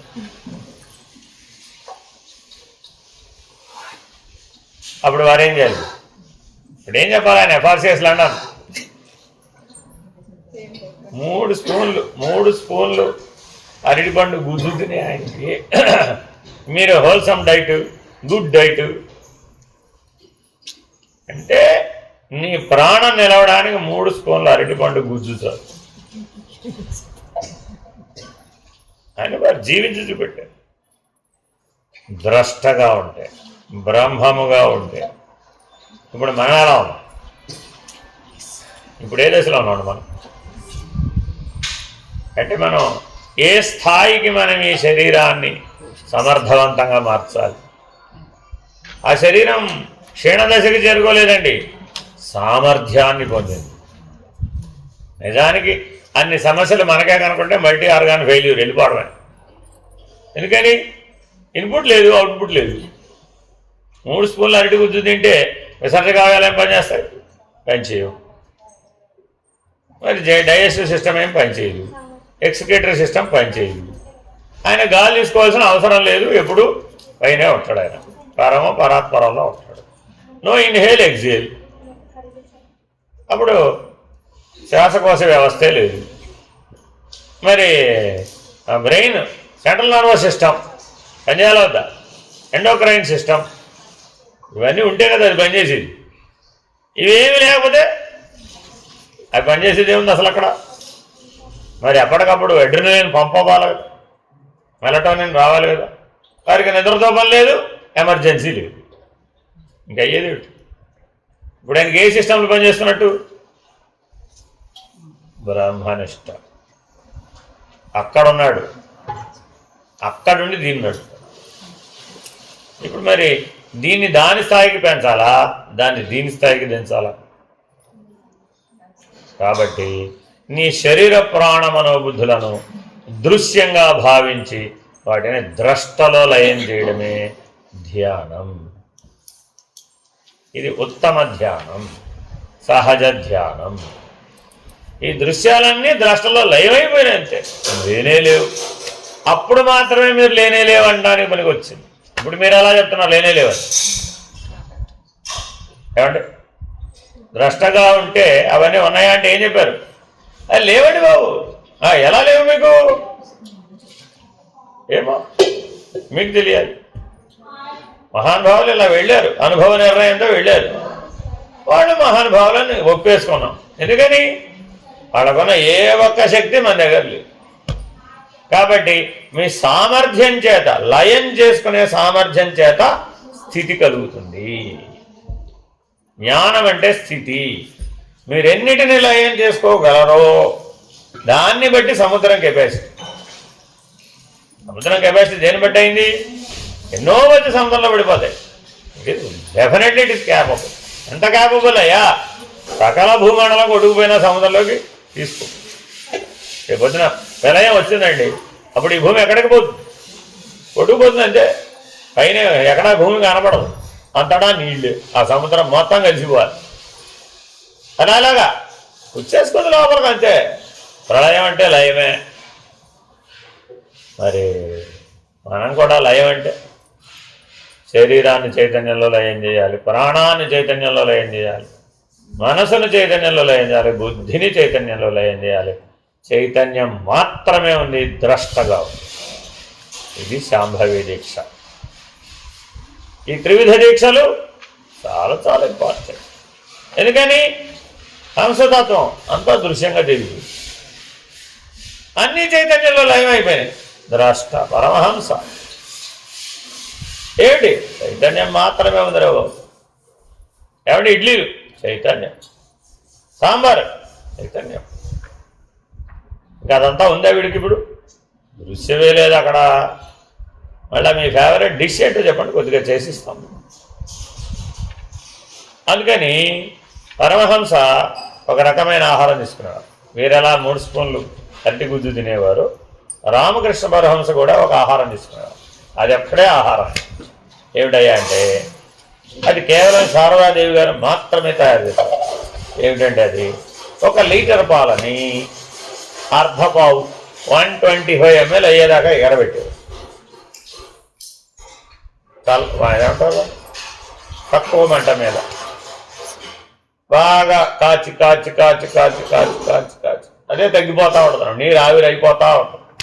ఎసెన్స్ అంతా దిగిపోద్ది ఆ 125 ml. ఆ 125 mlని 3 పూటలా బతుకునేవారు. అంటే ఓ పూటకి ఎంత? 3 కలిపి ఒక రోజుకి 125 ml పుచ్చుకునేవారట అంతే. ఏమో ఎంత పుచ్చుకునేవారో మరి. మరి వారి జీవితం అలాగే సాగింది. మరి మనకు ఎలా సాగుతుందో పరమాత్మ దయ, మన దయ. ఆహారం మీద నిలుపుకుంటారని ఎప్పుడైతే ఆహారం తీసుకోనో అప్పుడు ఇంకా అవునమ్మా. ఇది చివరి దశ సంగతి చెప్తున్నా. చివరి 10 సంవత్సరాలు ఇలాగే ఉన్నారు. 10 సంవత్సరాల పాటు ఒక 30-40 ml అంటే ఎంతమ్మా? ఓ 3 డిప్పలు మందుల మూత ఉంటుంది కదా, ఆ మందు మూతతో 3 డిప్పలు అంతే. అది చాలంట మరి వారికి. సరే. అహం వికారహీనస్తు దేహో నిత్యం వికారవాన్ ఇది ప్రతీయతే సాక్షాత్ కథం స్యాత్ దేహకః పుమాన్. ఏంటండి? అహం వికారహీనస్తు దేహో అనిత్యం వికారవాన్, దేహో అనిత్యం వికారవాన్ ఇది ప్రతీయతే సాక్షాత్ కథం స్యాత్ దేహకః పుమాన్. ఈ అనుభవం ఎవరికైతే కలిగిందో వాడికి మళ్ళా దేహం ఎలా వస్తుంది? ఏమంటున్నాడు ఇప్పుడు? హోమవనంలో వేసేసామంటండి అన్నీ. ఏమైపోయింది? ఆహుతి సంసర్గం మొత్తం అగ్ని సంస్కారం చేత అంతా భస్మం అయిపోయింది. నాకేం కావాలంటే ఇంతకు పూర్వం దానిమ్మ చెక్కలు వేసావు కదా, మళ్ళీ దానిమ్మ చెక్కలు తీ బయటగా. ఎవరైనా తీయగలరు? చండీ హోమంలో 108 ఆహుతులు వేస్తాం. ఈ 108 ఆహుతులను మన తీ బయటికి ఒకసారి కుదరదా? భస్మం అయిపోతాయి. భస్మసాత్ కురుతే అర్జున. అలా ద్రష్టగా ఉండి ఈ మొత్తాన్ని భస్మం చేసేసాడట. ఇలాంటి వాడికి మళ్ళా జన్మ, మళ్ళా దేహం ఎలా వస్తుందయ్యా? సూటిగా అడుగుతున్నాను. నేను ప్రకాశం అన్న వాళ్ళందరినీ, ఇక్కడ ఎవరెవరైతే నేను ప్రకాశం అని అంటున్నారో ఆ నేను ప్రకాశం ఉన్న వాళ్ళందరినీ సూటిగా ప్రశ్నిస్తున్నాడు. ఆ ప్రకాశం అనే హోమగుండంలో సకల దృశ్యాలు భస్మం అయిపోయినాయ్యా. మళ్ళా ఒక్క దృశ్యమైనా మిగిలితే దేహం పుడుతుంది. ఏ ఒక్క దృశ్యాన్ని మిగుల్చుకున్నా దృగ్భ్రమ, దృగ్భ్రాంతి మిగుల్చుకుంటే దేహం తప్పదు. కాబట్టి సకల దృశ్యాలను హోమద్రవ్యాలుగా ఆ అగ్నిలో భస్మం చేసేసాడంతే. అహం అనేది వికారరహితమైనది. అంటే కాలాన్ని బట్టి కానీ, వయసును బట్టి కానీ, అవస్థాభేదాన్ని బట్టి కానీ ఏ విధమైన మార్పు లేనిది. Very very important. మనలో ఉన్న నేను ఎటువంటిదండి? అది ఏ మార్పు లేనిది. ఏ మార్పు అంటే ఏమిటి? కాలం లేదు, వయస్సు లేదు, అవస్థ లేదు. మనం సాధారణంగా ఏమా నువ్వెవరమ్మా అంటే ఏం చెప్తాం? ఏదో ముందు పేరు చెప్తాం. మళ్ళీ అడిగాం నువ్వెవరని ఏం చెప్తావు? నువ్వేదో ఫలానా వాళ్ళకి ఫలానా తల్లిదండ్రులకు పుట్టాను, ఫలానా చోట పుట్టాను. కూర్చో ఎక్కడన్నా, ఎంతసేపు నిలబడతావు? అలా జాగ్రత్తగా గమనిస్తే ఆవిడకి బంగారం పళ్ళాం వెనకాల ఆనుకునేది ఇవ్వాలి.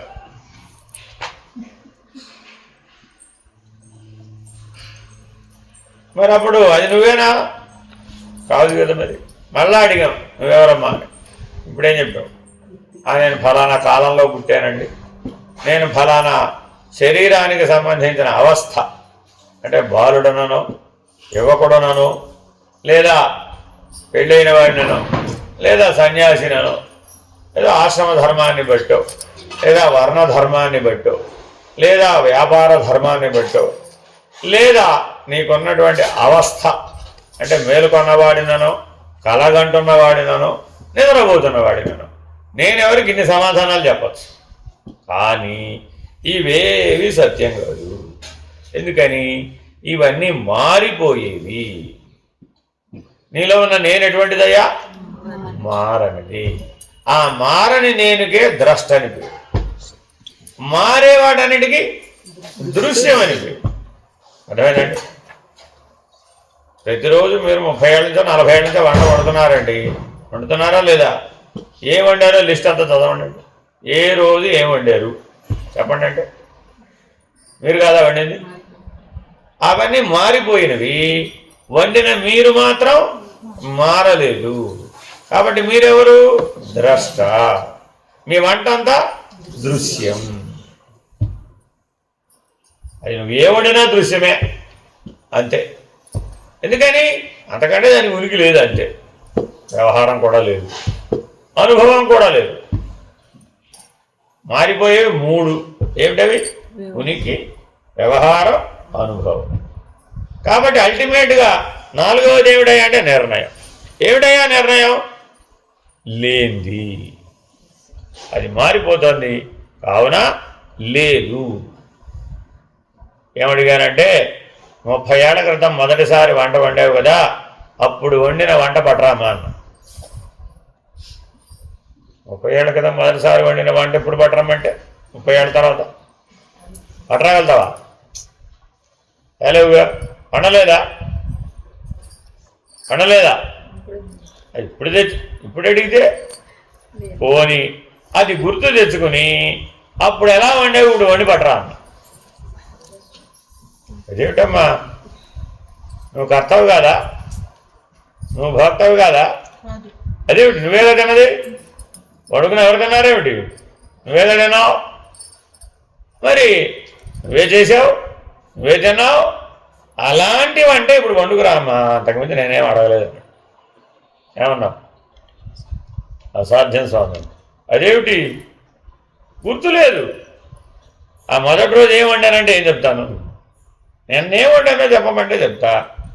లేదు మన పండగకి ఏమంటామంటే చెప్తా అంటే నియర్ పాస్ట్ అతి దగ్గరలో గుర్తుంటుంది కానీ 30 ఏళ్ల క్రితం మొదటిసారి వంట చేసినప్పుడు ఏం వండేవమ్మా అంటే గుర్తులే అంతే. మరి ఇప్పుడు గుర్తుండాలా అక్కర్లేదా? ద్రష్టకి గుర్తుండాలా అక్కర్లేదా? గుర్తుపెట్టుకుంటే ఏమయ్యాడు? మన జీవితం అంతా దేని మీద ఆధారపడింది ఇప్పుడు? మన జీవితం అంతా దేని మీద ఆధారపడింది ఇప్పుడు? ఆ వస్తువు ఎక్కడ పెట్టావో గుర్తుండాలి కదా, లేకపోతే ఎంతసేపు వెతుక్కోవాల్సి వచ్చిందో. ద్రష్ట దృశ్యమా? మీరు ఎక్కడ పడితే అక్కడ వస్తువులు సర్దేస్తున్నారండి, వెతుక్కోవాల్సి వస్తుంది. ఆ తీసిన చోట పెట్టరామండి, నాకు అర్థం కాదు. సో మెనీ ప్రాబ్లమ్స్ ఇన్ దృశ్యం. ద్రష్టగవేం లేవు. అదేనండి, ఏమంటే అది ఎక్కడ ఉంది నాకు తెలియదు. అప్పుడు ఏమైంది అసలే తెలియదు. ఎందుకని? గుర్తులేదు. ద్రష్టకే గుర్తులేదు. సర్వవ్యాపకుడు. అదేనండి, పొడుగ్గా ఉంటావా పొట్టిగా ఉన్నావా? ద్రష్ట. కాబట్టి ఎన్ని మారిపోయే అంశాలను మనం చెప్పినా అవన్నీ దృశ్యాలే. ఈ దృశ్యానికి దేంతో తగులుకుంటున్నావు? స్మృతి అనే వృత్తి చేత, గుర్తు. అంతే. నువ్వు గృహప్రవేశం చేసిన నాడు మొదటిసారి పాలు పొంగించావా లేదమ్మా? గుర్తుందా లేదా? కొత్తింట్లో గృహప్రవేశం చేసావు కదా, అప్పుడు పాలు పొంగించావు కదా, అప్పుడు గుర్తుందా లేదా? ఇప్పుడు కట్టెల పొయ్యి మీద చేసావా, బొగ్గుల పొయ్యి మీద చేసావా, గ్యాస్ పొయ్యి మీద చేసావా? ఇన్ని ప్రశ్నలో గుర్తు లేదంటే ఫినిష్డ్. అదేంటండి, మరి మనం ఏం చేస్తున్నాం? పవర్ఫుల్ మెమరీ అండి బాబు ఆవిడది, ఒక్క అంశం కూడా వదిలిపెట్టదు. అదే చెప్పేది మరి మీకు. మొదటిసారి నేను గృహప్రవేశానికి మీ ఇంటికి వస్తే మొదటిగా కుడికాలు లోపల పెట్టలేదని మా అత్త నన్ను ఎన్ని తిట్టిందో. ఎప్పుడు చెప్పింది ఈవిడ? ఆవిడ పోయిన 30 ఏళ్ళకి. ఏం చేసి ఇప్పుడే అది గుర్తెట్టుకుని ఏమిటి సాధించాం? ఏం ఉపయోగం లేదుగా. ఇలా మన లోపలికి వెళ్ళి కూర్చుంటే మన సంగతులన్నీ మనకు తెలుస్తాయి. ఇవన్నీ ఏమిటి? ప్రారంధం. అతకు మించి ఏముంది? ఆ మొత్తానికి కలిపి ఒకటే పేరు పెట్టాం, నీ సినిమా. ప్రారంధం అంటే ఏమిటి? నీ సినిమా రా బాబు. ఏం చేయాలి మరి ఇప్పుడు దాన్ని? ద్రష్టగా ఉండి ఖాళీ చేయదంతా. అది ఖాళీ చేయకపోతే ఏం లాభం లేదు. అంతేనా కాదు? కాబట్టి చాలా చాలా జాగ్రత్తగా ఉండాలి. ఇహలోక వ్యవహారంలోనేమో గుర్తు పెట్టుకోకపోతే టూ మచ్ ప్రాబ్లం. అంతేనా కాదా? ఎందుకని ఇక్కడ పెడతాడు అక్కడ వెతుకుతాడు, అది ఎప్పటి కనపడు. ఖాళీ చేయాలి. హోమం ఎవరు చేయాలి ఇప్పుడు? కాబట్టి ఎప్పటికైనా అవి భస్మం అవ్వాల్సిందే. అవి మళ్ళీ తిరిగి రాకుండా ఉన్న స్థితికి చేరవలసిందే. ఏమో ఏం చేస్తావు? బాల్య యౌవన వార్ధక్యాల్లోనూ రాత్రింబవళ్ళ యందు జాగ్రత్త అవస్థల యందు కష్టసుఖాల్లోనూ ఏ విధమైన మార్పు ఆత్మలో ఉండదు.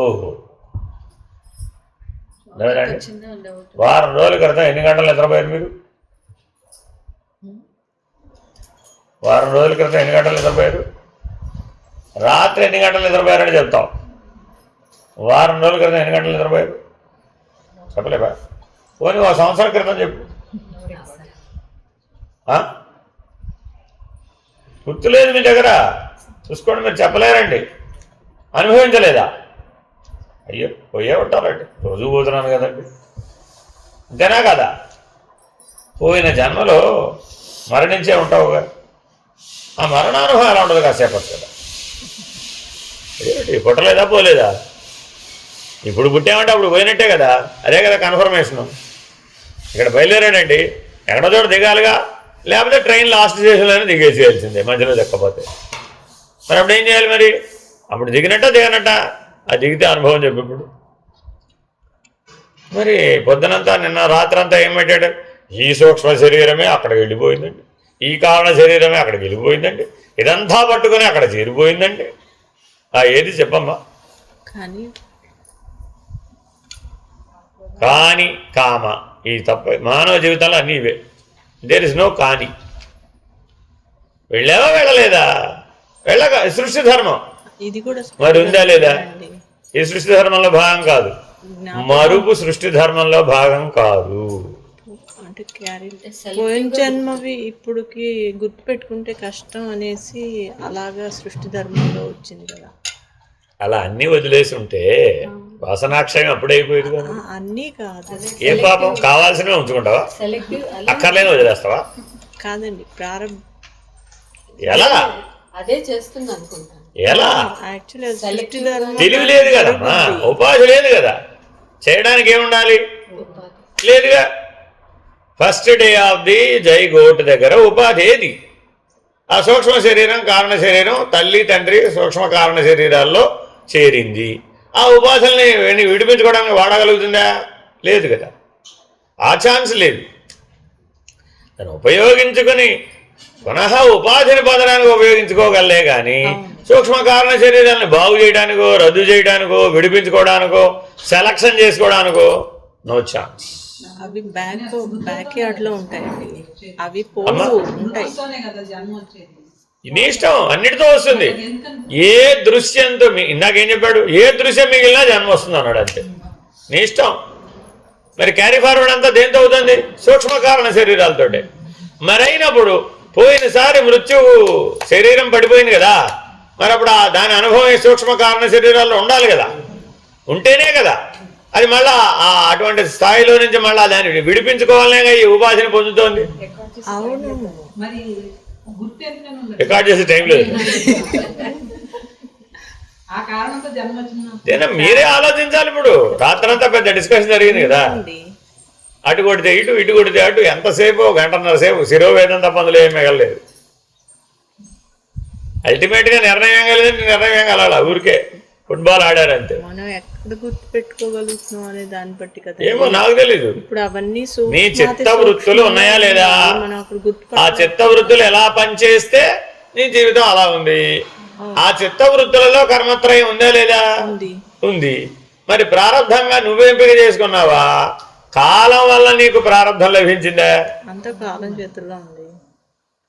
అంతా కాలం చేతిలో ఉంటే మరి నువ్వేం చేస్తావు? దాని చేత ప్రభావితం ఏమి లేదా? హ్యాండ్స్ అబ్బా. కాదండి, ప్రభావితం కాకుండా సాక్షిగా మనం ఉండాలి. చేయగలిగింది ఏమి లేదండి, హ్యాండ్స్ అప్ అయినా. ఏమో నాకు తెలియదు. అవునమ్మా, సామాన్యుడిగా చెప్తున్నావా, సాధకుడుగా చెప్తున్నావా, ద్రష్టగా చెప్తున్నావా? ఎక్కడి నుంచి చెప్తున్నావు? ఏ మాట మాట్లాడినా ఎక్కడి నుంచి మాట్లాడుతున్నావు? మన దగ్గర ఈ వాక్యాలన్నీ కలగా పొలగవి. No clarity. ఎగ్జామ్షన్ కావాలనుకోండి, సామాన్యుడిని మాట్లాడడం మాట్లాడు. అదేనండి. సరే, సామాన్యుడిగా మాట్లాడావు కదా, నేను మామూలుగా అట్లాగే మాట్లాడతా. నేను చాలా కాలం సాధన చేస్తున్నాను. సరే, పోనీ సాధన చేస్తున్నావు కదా, నిర్ణయం అయిందని నిర్ణయ స్థితిగా మాట్లాడావు అనుకోండి, ఏమంటావు? ఇంకా నిర్ణయం కాలేదండి బాబు. ఇప్పుడు నువ్వు ద్రష్ట, సాధకుడుగా, సామాన్యుడిగా. అందువల్లనే విచారణ మార్గంలో నిర్ణయం అవటం లేదు. ఈ మూడు ఒకదాంతో ఒకటి మిక్స్ అయిపోయినాయి మన లోపల. జల్లెడలేదుగా, నో ఫిల్టర్ ఎట్ ఆల్.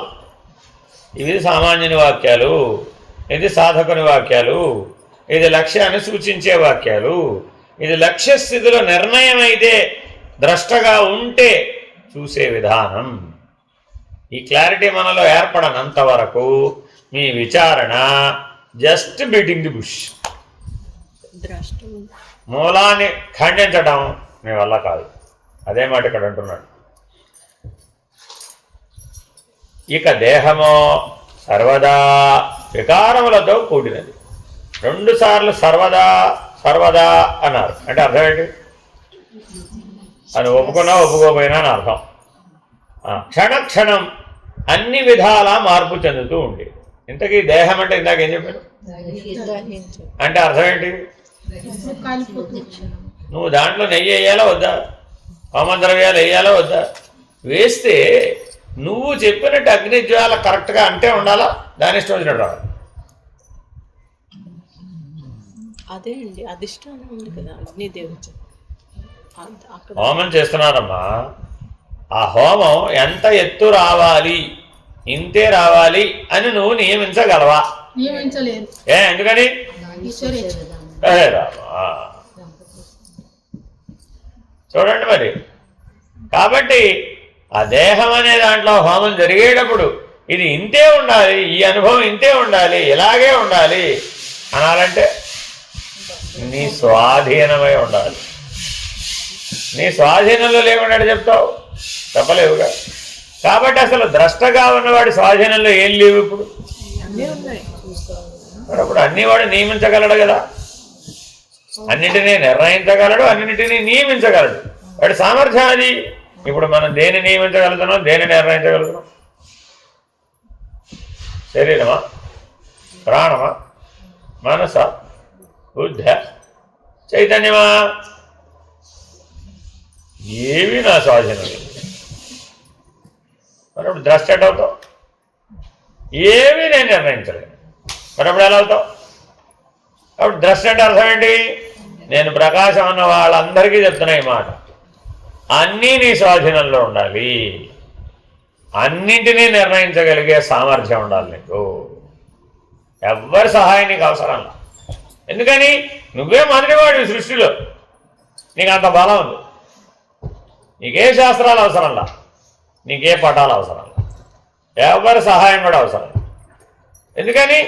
సర్వశక్తిమంతుడవు, సర్వసమర్థతలు ఉన్నాయి నీలో, సర్వవ్యాపివి, సర్వసాక్షి.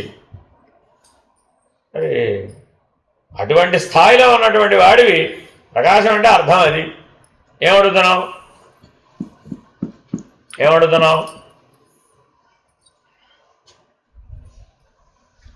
ఒక మనిషిని మనం అతని బాల్యంలోనూ యవ్వనంలోనూ వార్ధక్యంతోనూ కూడా అతడు ఫలానా అని అంటున్నాం కదా. అట్లాగే కష్టంలోనూ సుఖంలోనూ నిద్రించేటప్పుడు మేల్కొన్నప్పుడు కూడా అతడు ఫలానా వాడు అని అంటున్నాం కదా. అంటే ఆయా పరిస్థితుల వల్ల శరీరంలోనూ మనస్సులోనూ మార్పు ఉన్నప్పటికీ ఆత్మలో మార్పు అనేది లేదని స్పష్టం అవుతుంది కదా. ఒక వ్యక్తి ఇలా ఐసీయూ లోపలికి పోడండి, అప్పుడు వాడెవడు? రోగా భోగా? రోగా భోగా? లోపల ఉన్నంత వరకు రోగి, బయటకు వస్తే భోగి. అంతేనా కాదా? వాడు మారాడా? వాడి దృశ్యాలు మారినాయి. రోగి అన్న దృశ్యమే, భోగి అన్న దృశ్యమే. అంతేనా కాదా? ఆయన ఐసీయూలో ఆ ట్రీట్మెంట్ చూసి ఎంత చెలించిపోయాడు, ఎంత దుఃఖం వచ్చిందో నాకు. ఎవరు? వాళ్ళ ఆవిడ. ఏం చేసింది ఇప్పుడు ఇంతకీ? ఆవిడ లోపల రానివ్వలే, బయట ఉండమ్మా అన్నారు. వాడు ఎడాపెడా లోపల వాళ్ళు చేయవలసిన చేసేసారు. ఆవిడేమనుకుంది? రోజు హాయిగా ఇంట్లో ఎలా పడుకునేవాడు, ఇక్కడ చూడండి ఎలా పడుకున్నాడు. అక్కడ ఇక్కడ సామాన్యం ఏమిటి? పడుకోవడమే కదా. అంతేనా కాదా? నాకు ఆయన అట్లా ఆ స్థితిలో చూస్తూ ఉంటే దుఃఖం ఆగటం లేదండి బాబు.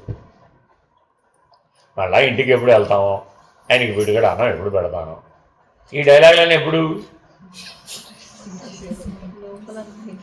ఆయన లోపల ఉన్నప్పుడు. బయటకు వచ్చిన తర్వాత ఏ ఫుట్బాల్ ఆడుతుందో ఎవరికి తెలుసు. ఎందుకని? దృశ్యం. అంటే గుర్తుపెట్టుకోండి, జగద్దృశ్యం. దృశ్యజాలమయం ఇదం జగత్. మనోమూలమిదం జగత్ అని ఒక సూత్రం ఎట్టా చెప్పామో, ఈ జగత్ అంతా కూడా దృశ్య జాలము. జాలం అంటే వల. చిక్కుకుంటాం, చిక్కుకోకపోవడం ఎవరిది? నీదే. చిక్కుకుంటే జీవుడివే. అసలు దృశ్యమే లేదంటే ద్రష్టవే.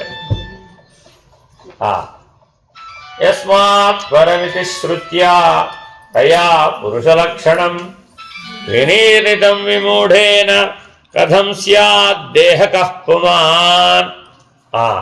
నొక్కటం ప్రారంభమైందండి. ఏమిటండి అది? కథం స్యాద్ దేహకః పుమాన్. పై దాంట్లోనూ వాడాడు, ఇప్పుడు కూడా వాడాడు. 1 నుంచి వాడుతున్నాడు. ఏమిటండి అది? కథం స్యాద్ దేహకః పుమాన్. దేనిని పురుషుడు అంటావయ్యా బాబు? ఎందుకని? పురుషుడు పురుష ప్రయత్నం చేయాలి. పురుషుడు ఏం చేయాలండి? పురుష ప్రయత్నం చేయాలి. మరి ఎవరిని పురుషుడు అంటున్నావు? దేన్ని పురుష ప్రయత్నం అంటున్నావు? మనం అన్నీ ఏ ఖాతాలో వేసాడు? మనం చేసిన పనులన్నీ పురుష ప్రయత్నం అండి. చెయ్యాలా వద్దా? మరి చెయ్యాలి ఆయన. ఏమిటండి అవి? అందుకని సంకల్పం, ఏ సంకల్పం అని చెప్పండి. ఏం చెప్తారు? పురుషార్థాలు ధర్మేచ అర్థేచ కామేచ మోక్షేచ. ఆయన ఆ 4 పురుషార్థాలను సాధించడానికే అంత అన్నావా లేదా? ఏ పురుషుడని అడిగే పెట్టము. ఏ పురుషుడని అడగాలా వద్దా? నువ్వు ఎవరిని పురుషుడు అంటున్నావు? దేహాన్ని పురుషుడు అంటున్నావా? అక్షరుడు. శరీరాన్ని పురుషుడు అంటున్నావా? ద్రష్టని పురుషుడు అంటున్నావా? ఎవరు పురుషుడు? అది ఇక్కడ అడిగే ప్రశ్న. కథం స్యాద్ దేహకః పుమాన్.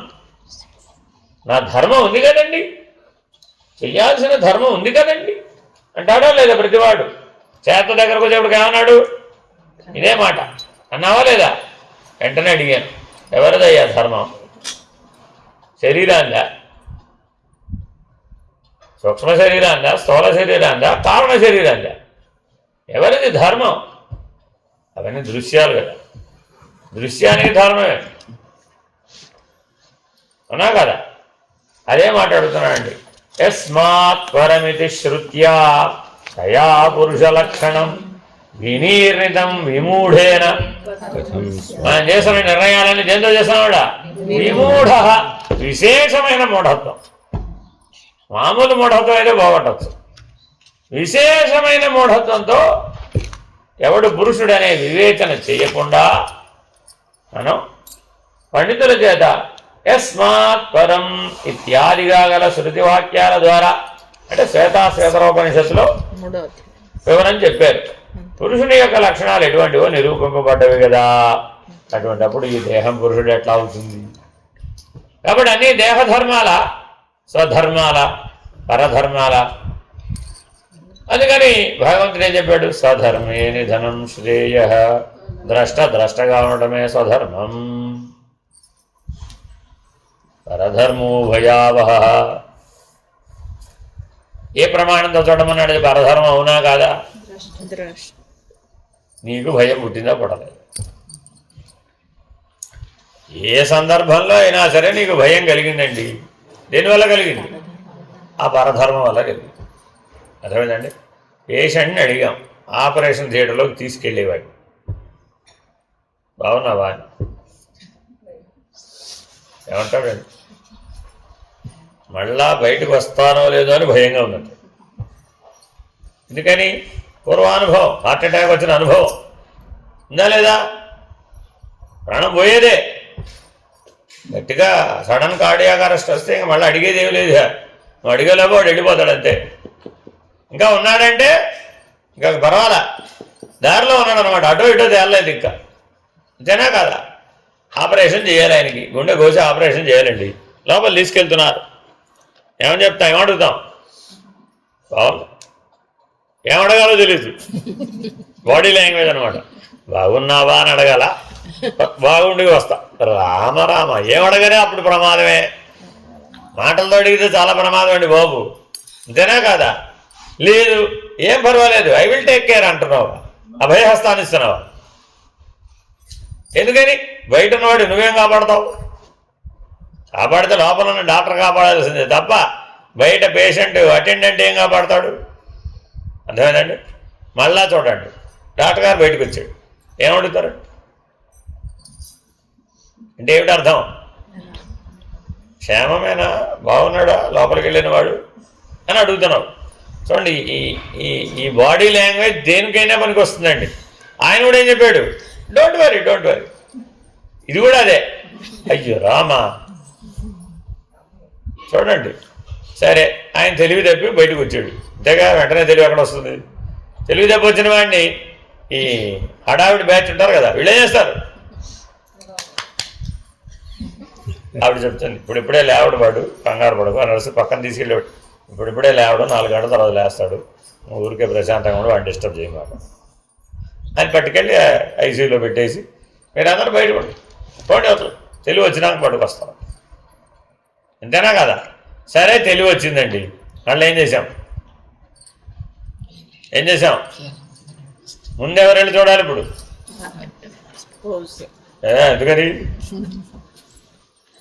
ఎందుకనండి? రోజు చూసే దృశ్యం. ఇప్పుడు ఎవరండి? ఆయన రోజు చూసే దృశ్యం. ఏమైనా గుర్తుపడతాడేమో అని ఈ వెళ్ళిన ఆవిడ ఏం చేసింది? బాగున్నారా? ఆయనకు హార్ట్ అటాక్ వస్తే ఈవిడ గొంతులోది మాట రాదు. అదేనండి, చూశాడు, ఎవరో ఈవిడ అలాంటి దిబ్బడుకున్నాడు. చూడండి, మీరు కావాల్సి వస్తే పోస్ట్ ఆపరేటివ్ కేర్ తర్వాత వచ్చిన తర్వాత వాడికి తెలివి శాంతం రాదండి. ఈవిడెళ్ళి నన్ను బ్రహ్మాండంగా గుర్తుపట్టేస్తాడనే అభిప్రాయంతో లోపలికి వెళ్తాడు. వెళ్తే వాడెవడో పట్టించుకోడు, అడు తిరిగి పడు. ఈవిడికి దుఃఖం. అక్కడ ఏడిస్తే బాగుండదు అంటారా? బయటకు వచ్చేసి ఏంటోనండి గుర్తుపట్టట్లేదు, రోజు నేను చూసేదాన్ని అండి. ఇంకోటి అంటే నన్ను గుర్తుపడతాడో నేను ట్రై చేస్తాను. మన అజ్ఞానం ఎంత పరాకాష్టో ఇలాంటి దృశ్యాలు చూసినప్పుడు నాకు అనిపిస్తాను, భావనామయ జగత్, అజ్ఞానమయ జగత్తు. ఎందుకని? ఏం చెప్పాలి వీళ్ళకి? ఇప్పుడు ఏం చెప్పి జ్ఞానాన్ని కలిగించగలుగుతాం? నువ్వు ద్రష్టవిరా అని లోపల వెళ్ళినాడికి చెప్దామా? ఇప్పుడు పోనీ చూడడానికి వెళ్ళే వాళ్ళకి చెప్దామా? ఎవరికి నువ్వు ద్రష్టం అని చెప్తే అర్థమవుతుందంటావు? మృత్యుకాలంలో నీకేమని చెప్పాలి? మృత్యు కూడా దృశ్యమేనాయన. ద్రష్టకి 24 అధిష్టానాలు దృశ్యం. ఇంద్రియాలు కాదు, 24 అధిష్టానాలు ఎవరికైతే దృశ్యమో వాడు ద్రష్ట. మరి ఇప్పుడు ప్రకాశం నేనుగా ఉండి ఏ అనుభవాన్ని పొందాలి? సకల దేవతలు దృశ్యం. అలా ఉంటామా? నీ ఇష్టదేవతే కనబడుతుంది. మొదట కనబడేది ఎవరై అంటే ఇష్టదేవతే, నీ ఆవిడిచ్చినట్టు. ఏమనగలగాలి? ద్రష్ట. ఆ సామర్థ్యం మన దగ్గర ఉంటుంది అంటారా? ఇష్టదేవత కనబడితే ఏమైపోతావు? ఓర్ల బొక్కబోర్ల సాష్టాంగ దండ, అమ్మా నీకోసమే పడితే చూసుకో. మరి విడిపోవాలంటే టైం పట్టదా? వెంటనే విడిపోతావా? విడిపోవచ్చు. ద్రష్టలో బలం. కాబట్టి యస్మాత్ పరమితి శ్రుత్యాతయా పురుషలక్షణం. అక్షర పురుషుడయ్యేవాడు, వాడిలో నుంచే సకల దేవతలు ఉద్భవించారు.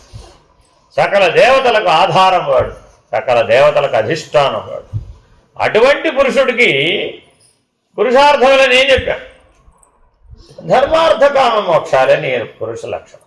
అబ్బా, క్షరపురుషుడిగా అక్షర పురుషుడిగా, మోక్షం అక్షర పురుషుడిగా క్షర పురుషుడిగా. ఎందుకని? వాడికి బంధమే లేదు. ఆ అక్షర పురుషుడికి బంధం లేదు కదా. అసలు బంధం ఉంటే కదా వాడు బయటపడడానికి ట్రై చేసి. వాడికి జీవభావంతో, జగద్భావంతో, ఈశ్వర భావంతో ఉన్న ఏ బంధం లేదు వాడికి. ఎందుకని? జగజ్జీవేశ్వరత్రయం వాడికి దృశ్యం. ఏ ద్రష్టకైతే జగజ్జీవేశ్వరత్రయం దృశ్యమో వాటే ద్రష్ట. అంత స్పష్టంగా నిర్ణయించాడు. తిరిగి చూసుకునే పని లేదండి. ఏది లెక్కేసినా ఎందులోకి వచ్చేస్తుంది? అయితే జగత్తు, లేకపోతే జీవుడు, లేదు అధిష్టానం అంటావు, వాడు ఈశ్వరుడు. ఏ అధిష్టానం అని చెప్పినా అది ఈశ్వరుడే. వేరే ఉన్నాడు ఎవడన్నా? ఈశ్వరుడు కాని దేవత లేనేది ఈశ్వర. అందుకని వెంకటేశ్వర అన్నదే, కాళహస్తీశ్వర అన్నదే, విఘ్నేశ్వర అన్నదే, ఏ ఈశ్వర అన్నా అదే. ఆఖరికి శనీశ్వర అన్నది ఆ ఈశ్వర లక్షణం. దేవతా లక్షణం ఏమిటి? ఈశ్వర లక్షణం. సర్వవ్యాపకం, సర్వసమత్వం, సర్వసాక్షిత్వం, సర్వసమర్థత్వం, సర్వసంహారకత్వం.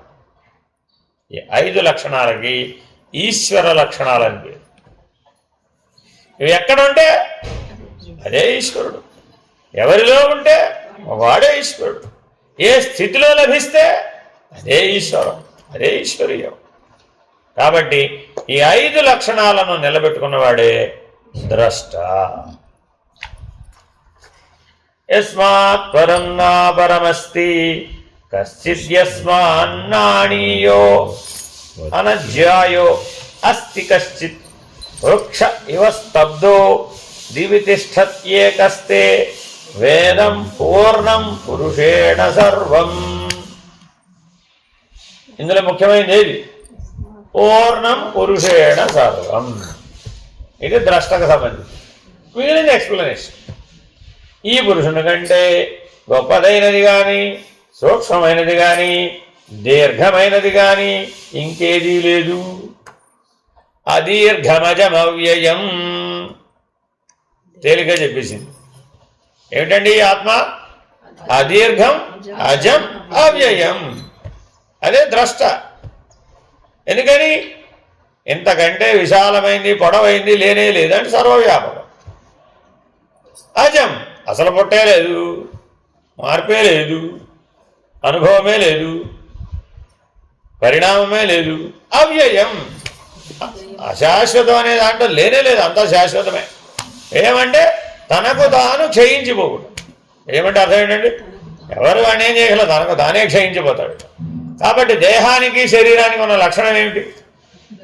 శీర్యది శరీర, దహ్యది దేహ. కాబట్టి ఇప్పుడు నేను శరీరమే, నాయన తనకు తానే పోతుంది, ఎవరు పోగొట్టక్కర్లేదు. నీ అభిప్రాయం ఏంటంటే మృత్యు వచ్చి పోయింది అంటున్నావు. మృత్యు వచ్చి పోలేదు. నీకు మరణం రావడం వలన శరీరం పోలేదు. ఎవరైనా ఒప్పుకుంటారు. అంత గొప్ప స్టేట్మెంట్. అందుకే నీ అనుభవంలో అది లేదు. ఇందాక అడిగితే మీరు ఎవరు చేతులు ఎత్తేసారు. మందేమి లేదండి, అంతా హ్యాండ్స్ అప్ అన్నారు. ఓరే, మృత్యు వల్ల శరీరం పోవడం లేదు, నువ్వు భ్రాంతి చేత మృత్యు వచ్చింది కాబట్టి పోయాడు. అసలు శరీరం పోవడం అలా పోలేదు. ఎందుకని? శరీరానికి ఉన్న లక్షణం తనకు తాను పోవడం. లక్షణం ఏంటండి? తనకు తానే పోతుందంటే. వేరే కారణం, మృత్యు అనే కారణం చేత శరీరం పోలేదు. పోయేది శరీరం తప్ప వేరేది కాదు. అది ఆల్రెడీ నేను రాత్రంతా కుస్తీ పట్టారు. అర్థమైందండి? ఏం చెప్పారు? నేను రాత్రంతా ఏం తేల్చారు? స్థూల శరీరమా, సూక్ష్మ శరీరమా, కారణ శరీరమా, పోయేదేది, పుట్టేదేది, ఇదంతా విచారణ చేశామనుకోండి, చివరికి ఏం తేలింది? ఎప్పటికైనా పుట్టింది స్థూల శరీరమే, ఎప్పటికైనా పోయేది కూడా స్థూల శరీరమే. అంతే. ఎలాగా? ప్రమాణం ఏంటి? నైనం చందంతి శస్త్రాణి నైనం దహతి పావక చైనం క్లేదయంతి ఆపో దోషయతి మారుత. ఎంత బాగా వచ్చో శ్లోకం. ఎవరికి సంబంధించింది ఇది? ద్రష్ట. అక్షర పురుషుడు, క్షరపురుషుడికి సంబంధించింది కాదు. ఎత్తుకుంటున్నాయి సాంఖ్యయోగంలో హై పవర్ డోస్ అనమాట. ఇది జ్ఞానానికి సంబంధించిన డోస్ అంతా సాంఖ్యయోగంలో వేసేసాడండి. అదే విస్తారంగా చెప్పాడు. అర్థమైందండి?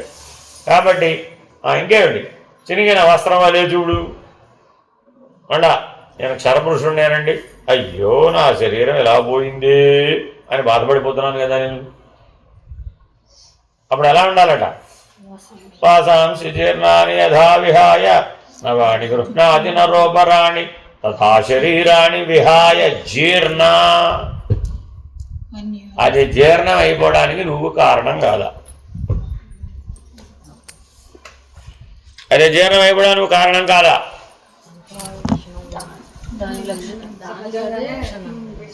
ఏమిటండి? నువ్వు వాడుకోలేదు దాన్ని, నువ్వు వాడుకున్నావు కాబట్టి జీర్ణం అయిపోయింది. ఒక వస్త్రం, కొత్త వస్త్రాన్ని తెచ్చాను, 100 ఏళ్ల పాటు తీయకుండా భద్రంగా పెట్టాను. జీర్ణం అయిపోతుంది. అదేమిటి, నేను వాడుకోలేదు కదా. అదే అదేమిటి ఉపమానం ఇదే, కాలం. నేను వాడుకోలేదండి బాబు. ఎప్పుడో నా పెళ్ళి అప్పుడు కొన్నాడు. అప్పటి నుంచి మా ఆయన గుర్తుగా ఇది పెట్టాను. ఆయన పోయి 30 ఏళ్ళు అయింది, దాన్ని తీయలేదు. తీయగానే 3 ముక్కలైపోయిందండి బాబు. ఎంత దుఃఖమో నాకు. అన్యాని సంయాపి నవాణి దేహి. ఒరే ఇది ఎట్టా పోయిందో, వచ్చేది కూడా అట్టాగే పోద్రా బాబు. ఇక్కడ ఎట్టాంటిది తెచ్చుకున్నావో అక్కడది కూడా అట్టాంటిదే తెచ్చుకుంటావురా నాయన. ఇప్పుడు దేనికోసం ఏం ఏడుస్తావు? ఇది వదిలేసానే ఏడుస్తావా? అది తెచ్చుకున్నానని ఏడుస్తున్నావా? ఇది ఇలా పోయిందే అని ఏడుస్తున్నావా? అది కూడా అలాగే పోతుందని చెప్పినందుకు ఏడుస్తున్నావా? ఇంకా వాడు పొందలే. ఉపమానం అందరం చెప్పాడంటే, ఒరే నువ్వు ఇది వదిలేసేది పొందినా ఒకవేళ అది కూడా అలాగే పోద్ది.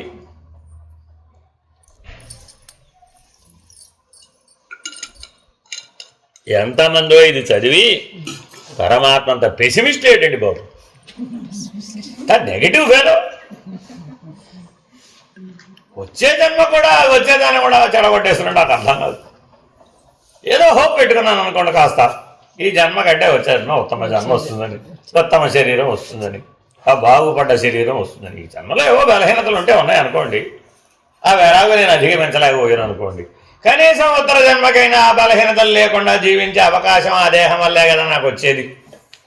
అలాంటిది ఏదో పొందాలని నేనేదో ఆశపడి మరణిస్తే ఇంతకీ యథావత ఎందుకు మరణించాడు?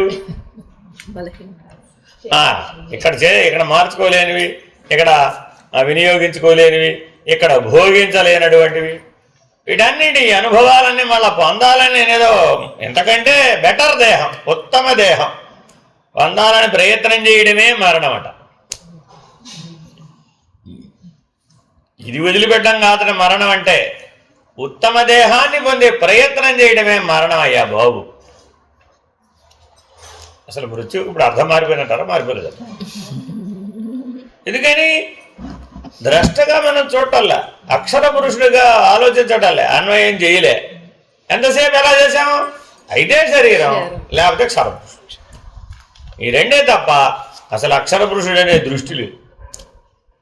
అందుకని చాలా చాలా జాగ్రత్తగా ఉండాలట. నేను 100 ఏళ్ల నుంచి జాగ్రత్తగా ఉన్నానండి, అయినా పోక తప్పదు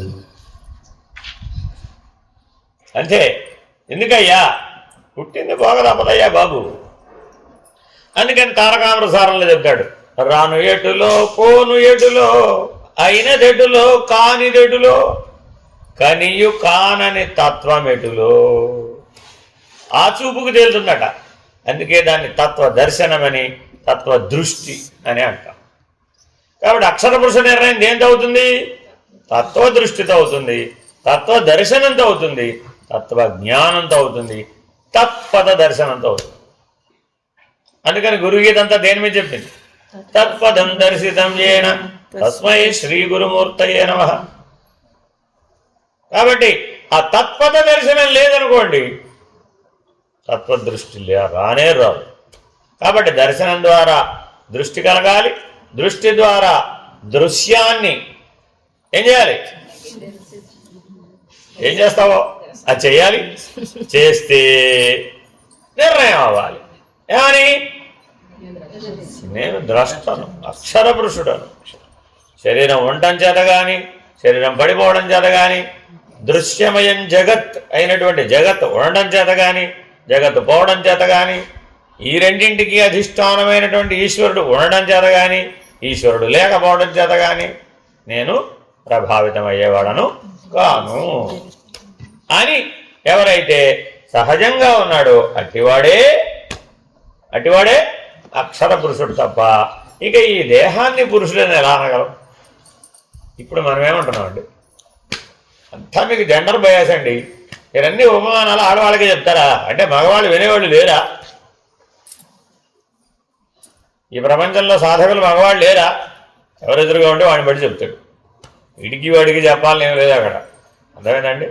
అందుకని ఎవరైనా సరే గురువు గారికి, ఈశ్వరుడు గారికి జెండర్ బయాస్ ఉందండి అన్నాడు అనుకోండి, ఇప్పుడు ఎక్కడికి వచ్చేసాడు? దేహాన్ని పురుషుడు అనుకుంటున్నాడు. ఎక్కడైనా ఎవరైనా దేహాన్ని పురుషుడు అవుతాడా? ఎలా అవుతాడండి? దేహం అసలు పురుషుడు కానే కాదు. పోనీ పురుషుడు అన్నామా, అయినా కాదు. ఎందుకని? ఆయన మారిపోతున్నాడు కాబట్టి. ఆ సూక్ష్మ శరీరం మారిపోవటంలా. శరీరం అన్నామంటే అర్థం ఏంటి? విహాయ జీర్ణ, దానందరూ అదే జీర్ణం అయిపోతూ ఉంటుంది, దానందరూ అదే రద్దు అయిపోతూ ఉంటుంది, దానందరూ అదే మళ్ళా మూలుస్తూ ఉంటుంది. సూక్ష్మ శరీరాన్ని ఎవరు పుట్టించారయ్యా? దానందరూ అదే పుట్టింది. ఎప్పుడు పోతాయా? దానందరూ అదే పోతూ ఉంటుంది. ఎప్పుడో ఒకసారి పోవడం అది ఎప్పుడూ పోతూనే ఉంటుంది.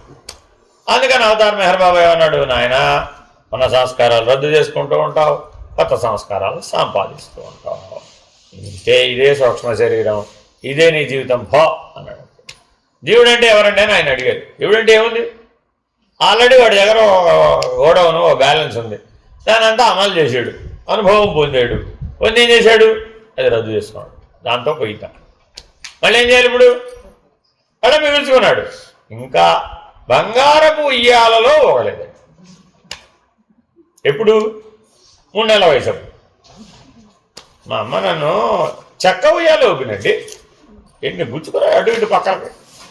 బంగారం ఉయ్యాలో ఊపుకుండొచ్చు కదా. ఎప్పుడు అడుగుతున్నాడు ఈ మాట? 30 ఏళ్ళు వచ్చిన తర్వాత. 30 ఏళ్ళు వచ్చిన తర్వాత 3 నెలలకి బంగారం ఉయ్యాలో ఊగేది ఇప్పుడు ఎట్లా సాధ్యం అవుతుంది? ఇప్పుడు ఏం చేయాలి మరి? అప్పుడు ఏం చేయాలి? అప్పుడు మళ్ళీ 3 నెలలు అంటే ఆ వయసుకు రావాలి కదా మరి. అప్పుడు అంటే ఈ జన్మలో ఎలా వస్తాడు? కాబట్టి మీ సినిమాలో ఇలా చాలా ఉంటాయి. పుట్టిన డే 1, ఎక్కడ డే 1 అండి? గర్భస్థ శిశువు. ఇక్కడ కాదు, ఈ ప్రపంచంలో కాదు, అక్కడ పుట్టే వాళ్ళండి. అక్కడి నుంచి ఇప్పటిదాకా ఉన్న సకల అనుభవాలు నీ లోపల స్మృతి రూపంలో ఉన్నాయి. ఎన్నైతే దాచుకున్నావు అట్లాగా. దాచిన చిత్రం, ఫైల్ ఫోటో ఎప్పటిదో ఇస్తామా తీయమా? కృష్ణుడు 1, పాకాడే కృష్ణుడు, జన కదా. నెక్స్ట్ నడిచే కృష్ణుడు. నెక్స్ట్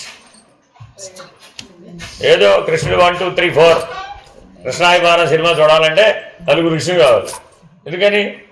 కృష్ణుడు 1, పాకే కృష్ణుడు మొదలుపెట్టాలి.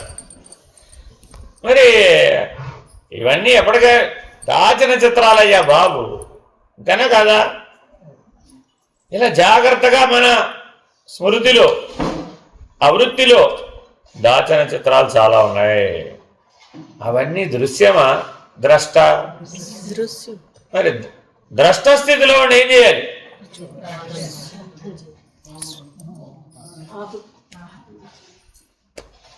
అర్థమేనండి?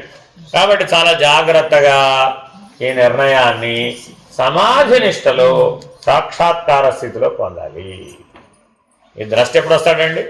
సమాధి నిష్ట సాక్షాత్కారమయ్యే దశలో ఈ ద్రష్ట అనే నిర్ణయం కలుగుతుంది. కాబట్టి సమాధి నిష్టలో ఏం చేయాలి? దృశ్యాలన్నీ పోగొట్టుకోవాలి. ఆ హోమం బాగా చేయాలి. ఆ వాసనాక్షయం అవ్వాలి, వృత్తి శూన్యం అవ్వాలి, ఆలోచనారాహిత్యం అవ్వాలి. What not. జగత్తు లేకుండా పోవాలి, క్షరపురుషుడు లేకుండా పోవాలి, శరీరం లేకుండా పోవాలి. ఏ రకమైనటువంటి ఆధారము నీకంటే వేరుగా ఉండే అవకాశం లేని స్థితికి రావాలి. దాన్నే నిర్వాణం అంటారు. నిర్వాణం అంటే ఏమిటి? ఈ హోమం చేసి అవన్నీ లేనివని చెప్పడమే నిర్వాణం అంటే. నిర్విణ్ణం అంటే ఏమిటో చెప్తాను సార్ మీకు. నిర్విణ్ణత, దుఃఖాతిశయం వల్ల కలిగేదాన్ని నిర్విణ్ణత అంటారు. ఒక ఆయనకి ఏదో పెద్ద దుఃఖం వచ్చిందండి, ఉన్న బలాన డామున పడిపోతాడు. చూడండి, మీరు కావాల్సి వస్తే ఏదో వార్త చెప్తారండి మీకు, అక్కడెక్కడో ఏదో అయిందండి, మీ వాడు ఎవడో అక్కడ పోయాడండి, ఈ వార్త చెప్పారు. అలా అప్పటిదాకా ఇలా కూర్చున్నాడు. వెంటనే అంతే. ఇప్పుడు చుట్టూ ఉన్నవాడు ఏం చేయాలి? నిన్నెవడు ఆ చెప్పిన వాడిని రామ కొంచెం నెమ్మదిగా చెప్పచ్చు. అదే బావుగా పడితే అలాగా చెప్పాలి. రామ నారాయణ నారాయణ అంటే పక్కకు వచ్చి కూర్చొని టీ తాగేవా, కాఫీ తాగేవా, భోంచేసావా, అంతా బాగున్నావా, నీ వాళ్ళు ఎవరో పోయారు అని అందులో కలిసిపోయేట్టుగా చెప్పాలి. అప్పుడు హా అని పడిపోయాడు. చూడండి, మానవుడు ఎంత బలహీనుడు. ఎందుకని? దృశ్యంలో కలిసిపోయాడు. ఆహా ఏమిట్రా, ఆడి కళ్ళ ముందేం జరగలే, ఇక్కడ జరిగిందా, ఎక్కడికైనా కనపడిందా, మన అనుభవం అయిందా? ఏమీ లేదు. క్షరపురుషుడికి షాక్ తగిలింది అంతే, కాసేపు ప్యారలైజ్ అయిపోయాడు అంతే. థింక్ బట్ కాసేపు ప్యారలైజ్ అయ్యి 10 నిమిషాలు అరగంట అయ్యేటప్పటికి మళ్ళీ క్షరపురుషుడు శరీరంలో వెలిసిపోతాడు, మళ్ళీ తెలివి వస్తుంది. కొద్దిగా కాఫీ పెట్టరామ్మా, అవునా కదా, కొద్దిగా కాఫీ తాగరా బాబు, కాస్త తెలివి వస్తుంది, కాస్త లైన్లో ఉంది.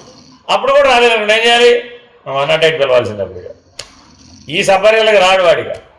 మళ్ళీ అదేమంటాడు, అదేదో ఇలా పెడతా jerk shock treatment, DC shock treatment ఇస్తారన్నమాట. అప్పుడు తెలివి వస్తుంది. అర్థమైందండి? కాబట్టి ఇప్పుడు మన లోపల ఇప్పుడు అక్షర పురుషుడు ఉన్నాడా లేదా? అరే ఈ నాటకం అంతా ఎవరి ముందు జరుగుతుందయా? వాడి ముందు జరుగుతుంది ఈ నాటకం అంతా. వాడు ఉంటేనే ఈ నాటకం అంతా, వాడు లేకపోతే అంతా గొడవే. అఖిలంబు నాటకంబుగాదే. ఎందుకని లేదు కదా. సర్వం పురుషయేవేతి సూక్తో పురుష సంహితే అప్యుచ్యతే యతః శ్రుత్వా కథం స్యాద్దేహకః పుమాన్. Very very important. కథం స్యాద్దేహకః పుమాన్. దేన్నంటున్నావయ్యా పురుషుడు? ఇప్పటి వరకు ఏం నిరసించాం? దేహాన్ని నిరసించేశాం, చలపురుషుని కూడా నిరసించేశాం. ఇప్పుడు అక్షర పురుష నిర్ణయాన్ని చెప్తున్నాడట. సర్వం పురుషయేవేతి సూక్తో పురుష సంహితే. పురుష సూక్తంలో ఏ పురుషుడనైతే పురుషుడని నిర్ణయించాడు, సంహితే ఆ సంజ్ఞ ద్వారా వాడే అక్షర పురుషుడని నిర్ణయంగా ఉండు. నేను అక్షర పురుషుడు అంటే ఇప్పుడు నీకేం సరిపోవాలని లక్షణాలు? పురుష సూక్తంలో చెప్పినటువంటి లక్షణాలు కనుక నీకు సరిపోతే నువ్వు అక్షర పురుషుడు. అప్యుచ్యతే యతః శ్రుత్వా. ఆ దర్శనం కలిగినటువంటి వాడు చూసి చెప్పాడయ్యా అక్షర పురుషుడు ఎలా ఉంటాడో. ఋగ్వేదాంతర్గతమైన పురుష సూక్తంలో పురుష ఏ వేదగం సర్వం యద్భూతం యచ్చ భవ్యం సుతామృతత్వశేషానః యదన్నేనాదిరోహతి అంటే అర్థం ఏంటండి? అంటే అర్థం ఏంటి? సకల భూతములందు తానే వ్యాపించి ఉన్నాడు. యచ్చ భవ్యం అన్నింటినీ పోషిస్తున్నాడు, అన్నింటినీ లయింపజేస్తున్నాడు. సృష్టి స్థితి లయములు అనేటటువంటి వాటి ఏ ద్రష్ట చేత నిర్వహించబడుతున్నాయో అవి ఎవరి కార్యమో, ఆ కార్యములకు ఎవడు కారణమో వాడు అక్షర పురుషుడు. కాబట్టి కార్యకారణ వివేకంలో కార్యం అంటే ఏమిటి? సృష్టి స్థితి లయములే కార్యం. కారణం అంటే ఏమిటి? అక్షర పురుషుడే కారణం. ఏమంటే నేను ఉద్యోగం చేసి వచ్చాను, అలసిపోయి వచ్చాను, కార్యమేనా కాదా?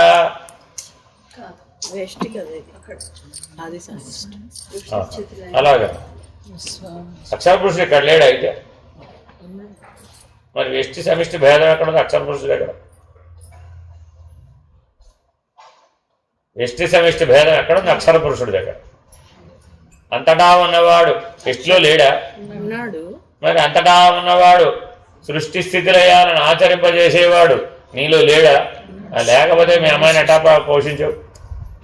తల్లి గర్భంలో ఆ శిశువుని ఎలా పుట్టించావు, ఎలా పెంచావు, ఎలా కన్నావు, కన్న తర్వాత ఎలా పెంచావు? ఆ అక్షర పురుషుని ప్రభావం వల్లనే.